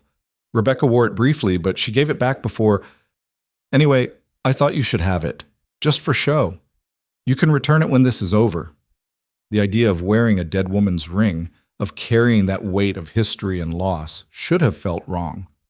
Instead, Hannah found herself oddly moved by the gesture. Cole was trusting her with something precious, something that mattered. "Thank you," she said softly. "I'll take care of it." "I know you will." Cole stood, coming around the desk. "May I?" Hannah nodded, extending her left hand. Cole took it gently, his calloused fingers warm against her skin, and slid the ring onto her finger. It fit perfectly, as if it had been made for her. They stood like that for a moment, hands joined, the ring gleaming between them. Hannah was acutely aware of Cole's proximity, the solid strength of him, the way he smelled like leather and pine and hard work. His thumb brushed across her knuckles, a gesture so brief she might have imagined it. "There," Cole said, releasing her hand and stepping back. "Now you look properly engaged." Hannah looked down at the ring, at the way it caught the light, and felt something shift in her chest. This was supposed to be pretend, a necessary fiction to protect them both. But standing in Cole's office, with his mother's ring on her finger, it felt dangerously close to real. "I should get to bed," Hannah said, suddenly needing distance. "Early lessons tomorrow." "Of course. Good night, Hannah." "Good night." She fled to her room, closed the door, and sat on the bed with her hand extended, watching the ring sparkle in the moonlight streaming through the window. Somewhere in the house, she could hear Cole's boots on the stairs, the creak of floorboards as he moved to his own room. This arrangement had seemed simple 3 weeks ago, clear boundaries, defined roles, and exit strategy. But nothing about it felt simple anymore. Not with Emma and Samuel growing more attached every day. Not with Martha treating her like the daughter she'd never had. And certainly not with Cole looking at her like she was more than just a woman he'd rescued from scandal.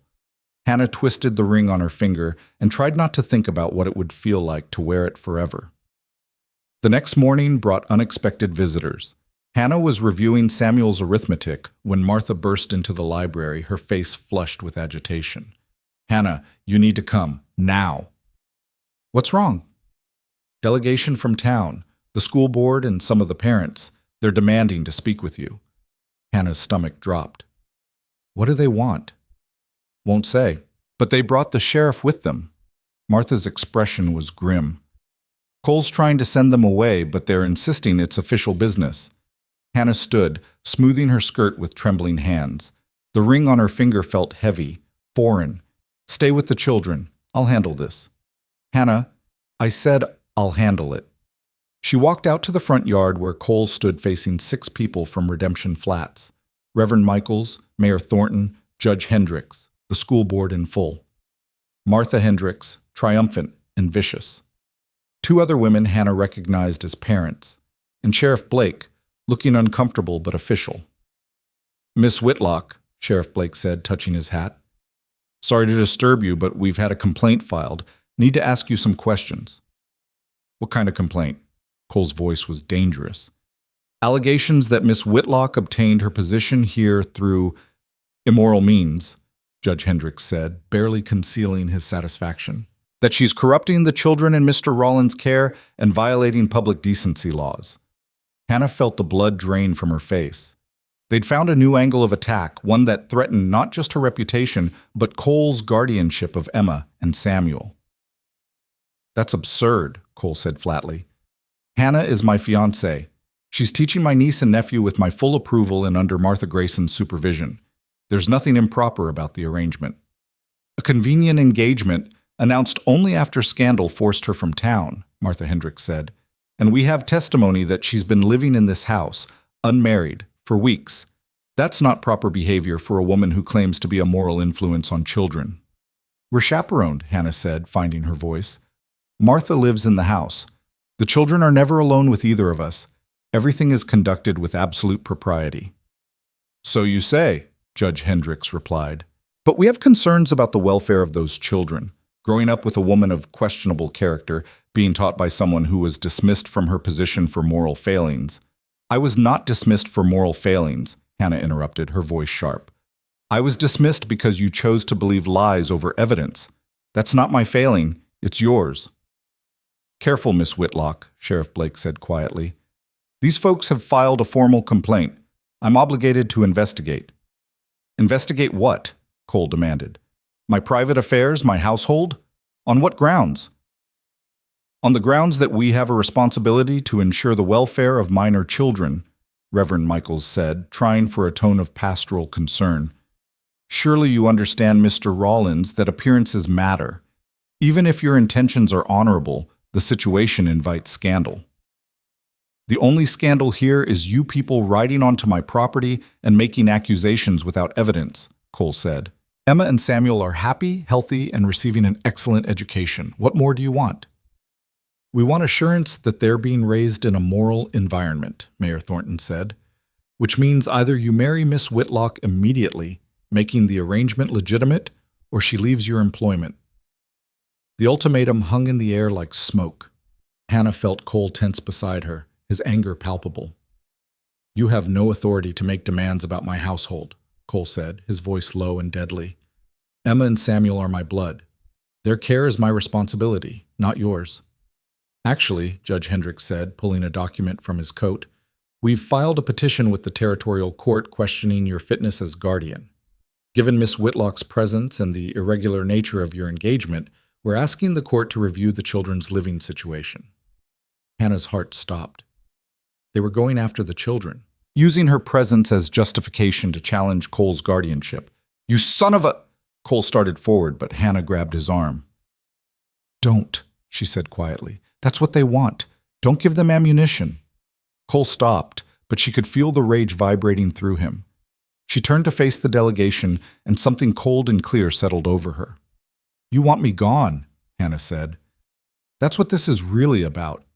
You couldn't destroy me in town, so now you're using children as weapons to finish the job. We're protecting those children, Martha Hendricks insisted. You're traumatizing them, Hannah shot back. Emma and Samuel have already lost their mother. Now you want to disrupt their home, question their uncle's fitness, all because you can't accept that your lies didn't stick. She looked at each of them in turn. What kind of people use orphans as tools for petty revenge? This isn't revenge, Reverend Michaels said. This is moral responsibility. This is cruelty dressed up as righteousness, Hannah interrupted. And I'm done being polite about it. She pulled the ring from her finger, the movement deliberate, visible. You want legitimacy? Fine. Cole, ask me. Cole's eyes widened. Hannah, ask me, she repeated, her voice steady. Right now, in front of all of them. For a heartbeat, the world held its breath. Then Cole's expression shifted, understanding dawning. He took the ring from her hand and dropped to one knee in the dust of his own yard. Hannah Whitlock, he said, his voice carrying across the sudden silence. Will you do me the honor of becoming my wife? Not in 3 months or 6 months or when it's convenient. Now. Today. Will you marry me? Hannah looked down at him, this hard, dangerous man kneeling in the dirt to protect 2 orphans and a woman he barely knew, and felt something crack open in her chest. Yes, she said. I'll marry you. Cole stood, slid the ring back onto her finger, and turned to face the delegation. There. We're getting married today. Sheriff Blake, you're a witness. Reverend Michaels, you can perform the ceremony. Right now, right here, in front of everyone. That solve your moral concerns? The Reverend paled. Now? But there are preparations, banns to be read. You wanted assurance, Cole said flatly. This is your assurance. Marry us or ride back to town and explain why you refused to legitimize an engagement you spent weeks claiming was improper. Judge Hendricks looked like he'd swallowed something bitter. Martha Hendricks had gone white with fury. Mayor Thornton shifted uncomfortably. Well, Sheriff Blake said, a hint of amusement in his voice, I'd say that puts the matter to rest. Reverend, seems like you got yourself a wedding to perform. Reverend Michaels looked trapped. He'd spent weeks condemning Hannah's moral character, questioning the engagement, demanding proof of legitimacy. Now, confronted with exactly what he'd claimed to want, he had no grounds to refuse. This is highly irregular, he finally said. So is riding onto a man's property and threatening his family, Cole replied. Do your job, Reverend, or get off my land. The ceremony was brief, awkward, and witnessed by people who'd come to destroy rather than celebrate. Martha Grayson emerged from the house with Emma and Samuel, their faces confused but hopeful. Jack Morrison and several ranch hands gathered at a respectful distance, their presence a silent show of support. Hannah stood beside Cole in the yard where she'd arrived 3 weeks ago as a refugee from scandal and spoke vows she'd never imagined making. Cole's voice was steady when he promised to honor and protect her. Her own voice shook only slightly when she promised the same in return. When Reverend Michaels pronounced them married, Cole kissed her, brief, chaste, utterly proper. But his hand trembled slightly where it rested against her cheek, and Hannah saw something raw and unguarded flash across his face before his usual control returned. There, Cole said, turning back to the delegation. We're married. Hannah is legally my wife, living in her rightful home, teaching children who are now her family by law. Any other concerns you'd like to address? The delegation had nothing to say. They'd lost, completely and publicly, trapped by their own ultimatum. Judge Hendricks tried to salvage something with threats about the court petition, but Sheriff Blake cut him off. I'd say that petition's moot now, Judge. Man has every right to have his wife in his home teaching his wards. Court's not going to see a problem with that. Blake touched his hat to Hannah. Ma'am, congratulations on your marriage. After they left, defeated and furious, the reality of what had just happened crashed over Hannah like a wave. She swayed slightly, and Cole's hand was immediately at her elbow, steadying her. Inside, he said quietly. Now. In the parlor, with the door closed and Emma and Samuel dispatched to the kitchen with Martha, Cole and Hannah faced each other as husband and wife. I'm sorry, Cole said immediately. I should never have put you in that position. Should have found another way. There was no other way, Hannah interrupted. They were going to take the children, question your guardianship. The marriage was the only thing that would stop them. But now you're trapped, legally bound to a man you don't love, stuck on a ranch you never chose, with no way out. Hannah laughed, a slightly hysterical sound. I was already trapped, Cole. The moment Martha Hendricks spread that first lie, every path closed except the one you offered. At least this way, I have legal protection. Rights, a name that can't be taken away by gossip. That's not how marriage should be. It should be choice, love, partnership. And it can be those things. Eventually. Maybe. Hannah sat down heavily, her legs suddenly unable to support her. We're legally married, but that doesn't mean we can't build something real. We already respect each other. We work well together. That's more than a lot of marriages start with. Cole sat across from her, his expression troubled. I won't force you to share my bed. That wasn't part of our original agreement, and I'm not changing terms just because we spoke some words in front of a preacher. I know, and I appreciate that. Hannah twisted the ring on her finger, permanent now, not borrowed, but hers. But Cole, we need to talk about what this actually means. We're married. People will expect things, intimacy. Eventually, children of our own. We can't just live like strangers under the same roof. What are you saying? I'm saying we should try to make this real. Not immediately, not today, but over time. Get to know each other as husband and wife instead of convenient allies. See if we can build something that isn't just survival. Cole studied her, his gray eyes searching her face. You'd be willing to do that? Give this marriage a real chance? I think we owe it to ourselves to try. And to Emma and Samuel. They deserve to see what a real partnership looks like, not a business arrangement with polite distance. Hannah met his gaze steadily. I'm not saying I love you. I barely know you. But I respect you, Cole. I trust you. That's a foundation we can build on. And if we can't, If we try and it doesn't work, then at least we'll know we gave it an honest effort. But Cole, I don't think that's going to happen. I think if we're brave enough to be vulnerable with each other, we might find something worth keeping. The silence stretched between them, weighted with possibility. Then Cole extended his hand across the space separating them. All right, he said, we'll try. Build this marriage into something real. No timeline, no pressure, just honest effort. Hannah took his hand, felt the calloused warmth of it, and squeezed gently. Partners? Partners, Cole agreed. Outside, they could hear Emma and Samuel's excited voices asking Martha 100 questions about the wedding. Tomorrow, they'd face whatever consequences came from this impulsive ceremony. But right now, in this moment, Hannah felt something like peace. She'd come to the Triple R as a woman fleeing scandal, had stayed as a temporary governess, and was now bound by law and choice to a man who'd saved her life by claiming it as his own. It wasn't the future she'd imagined, but maybe, just maybe, it was the future she needed. And for the first time since Martha Hendricks had spoken that first vicious lie, Hannah allowed herself to believe that everything might actually work out. Not easily, not perfectly, but genuinely. And that was more than enough. That night, Hannah lay awake in her room, still her room, despite the ring now permanently claiming her left hand, and listened to the house settle around her. Down the hall, Cole's door had closed hours ago, the sound final and respectful. He hadn't pushed, hadn't assumed, hadn't demanded anything beyond what she'd offered. The restraint should have comforted her. Instead, it left her feeling oddly bereft. She was married, legally, irrevocably married to a man she'd known for less than a month.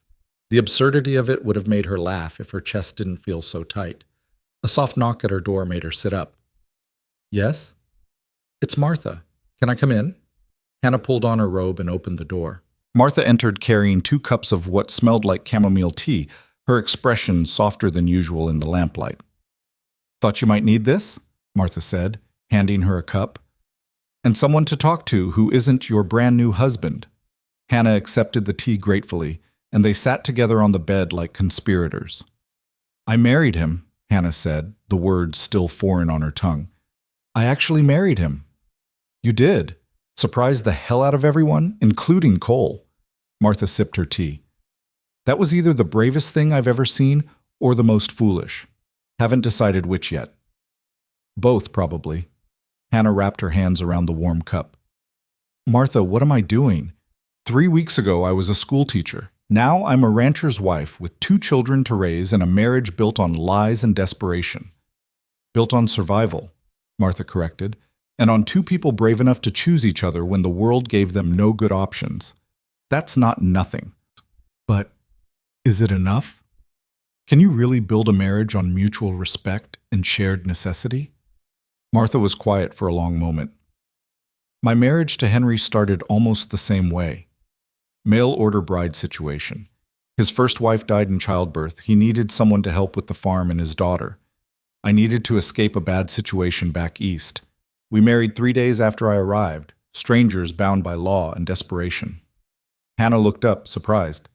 I didn't know. Most people don't. We didn't advertise it. Martha's expression grew distant, remembering. First year was hard. We were polite, careful, dancing around each other like we might break something. But slowly we started talking, really talking, about our fears, our dreams, the things that haunted us, and somewhere in all that honesty, we fell in love. How long did it take? 2 years before I realized what I felt wasn't just gratitude or partnership, but actual love. 3 before I could say it out loud.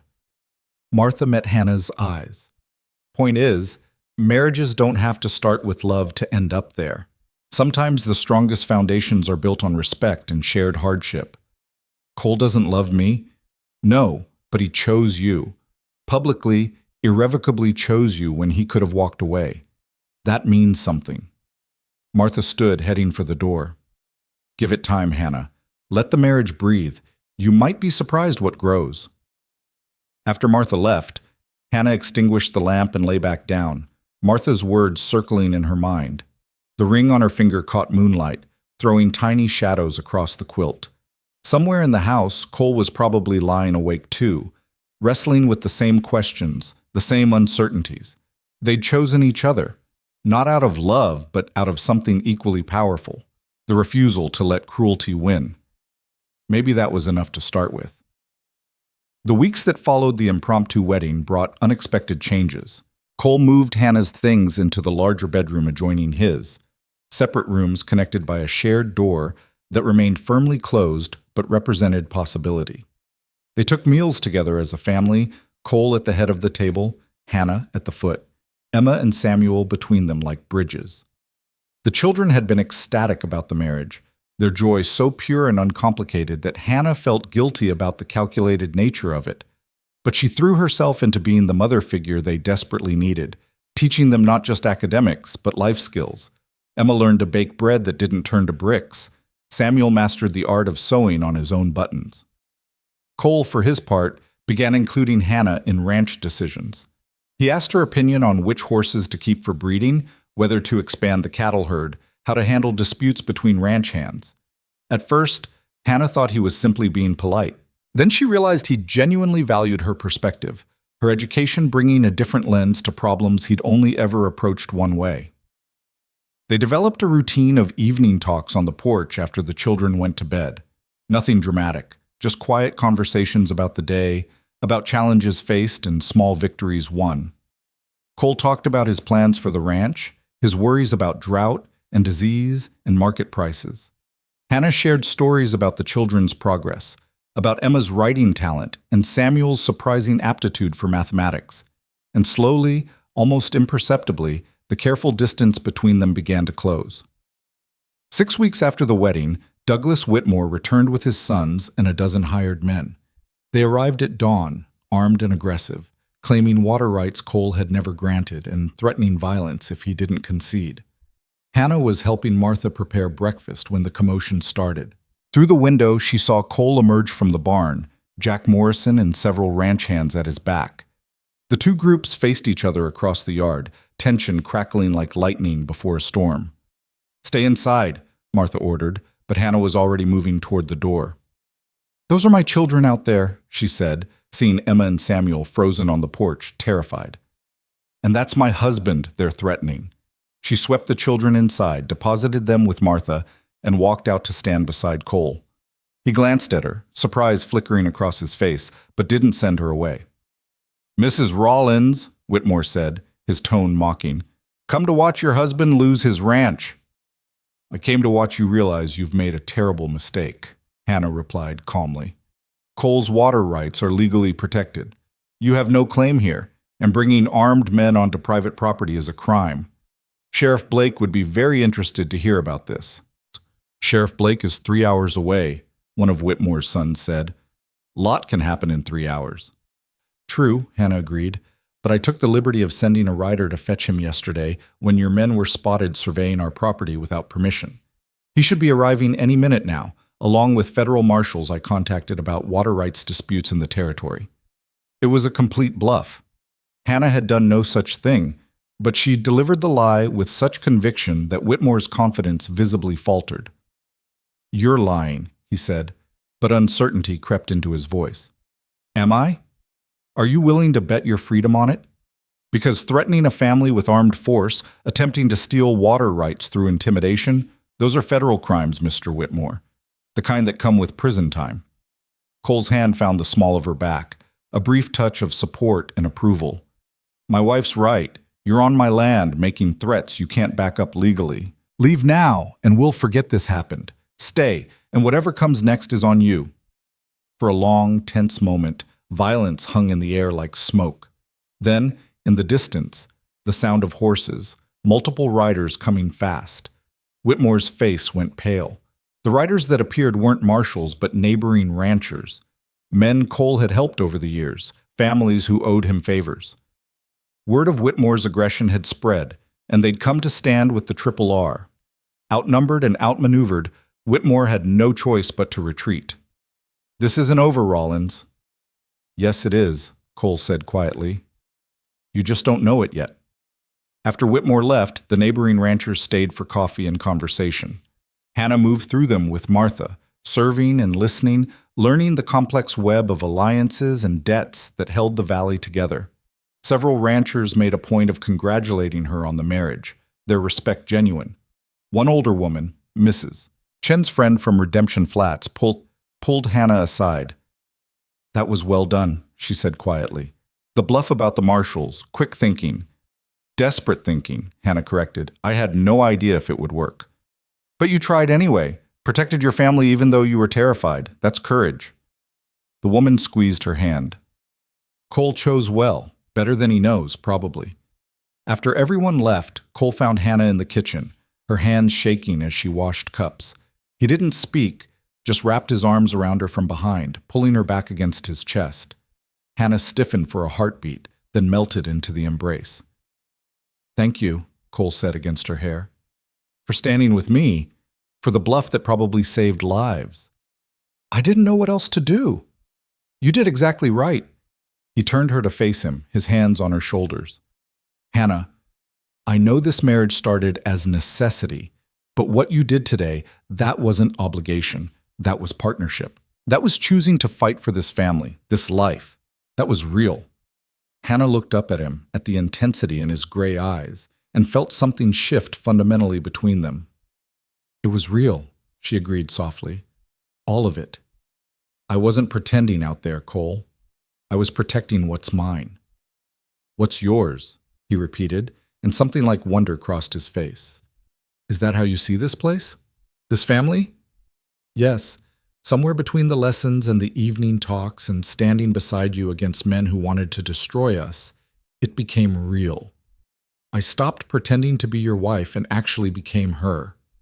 Cole's thumb brushed across her cheek, a touch so gentle it made her breath catch. "I need to tell you something about why I really claimed you that day in town. Because of Rebecca, Martha told me. That's part of it, but not all." Cole took a breath as if gathering courage. "When I saw you standing there, facing down that mob with nothing but your dignity and your conviction that truth mattered, I saw strength I'd forgotten existed. Not just survival, but genuine courage. And I thought if I could give someone like that a chance, maybe I could make up for failing my sister. But somewhere along the way, it stopped being about Rebecca and started being about you, about who you are, intelligent, brave, kind to children who aren't even yours, willing to stand beside a hard man on an isolated ranch and make it feel like home." His voice roughened. "I married you to protect you, but I'd marry you again tomorrow because I can't imagine my life without you in it." Hannah's heart stuttered. "Cole?" "I love you," he said simply. "I know it's too soon. I know we agreed to build this slowly, but I need you to know. What I feel isn't gratitude or convenience or settling. It's love. Real and terrifying and completely beyond my control."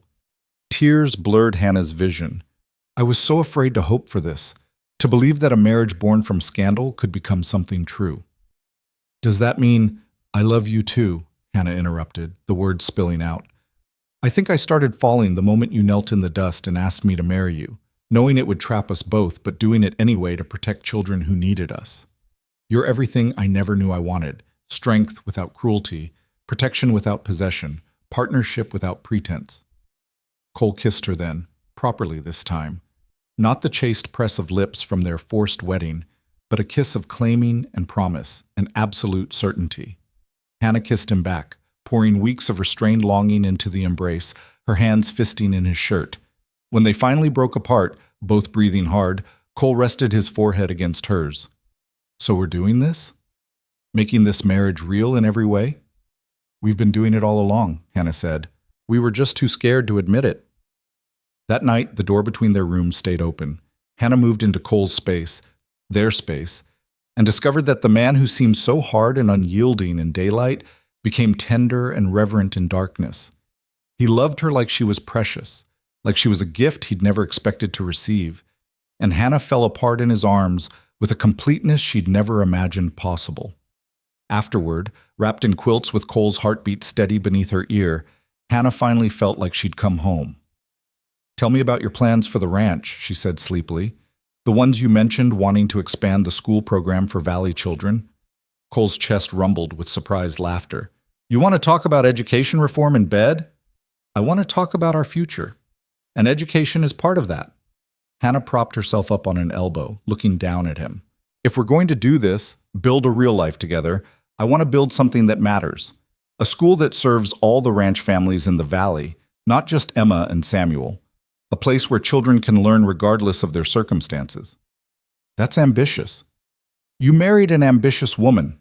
Hannah traced patterns on his chest. I was thinking we could convert the old barn, the one near the creek. It's structurally sound, and with some work it could hold 20 students easily. We could offer basic education to start, then expand based on need. Cole caught her hand, bringing it to his lips. You've been planning this. For weeks. I just wasn't sure if I had the right to suggest it. Hannah met his eyes. Do I have that right? Hannah, you're my wife. This ranch is as much yours as mine. If you want to build a school, we'll build a school. Cole pulled her back down against him. But fair warning, once people realize you're willing to teach their children, you're going to have more students than you bargained for. Ranch families out here are desperate for good education. Good. The more the better. Hannah smiled against his skin. We'll need more teachers eventually. Maybe Martha knows women looking for respectable work. Already reforming the Valley education system. I married a revolutionary. You married a woman who refuses to let her story end with scandal and shame. Building something meaningful from the wreckage is just good sense. They talked long into the night, making plans, dreaming futures, knitting their separate lives into a shared vision.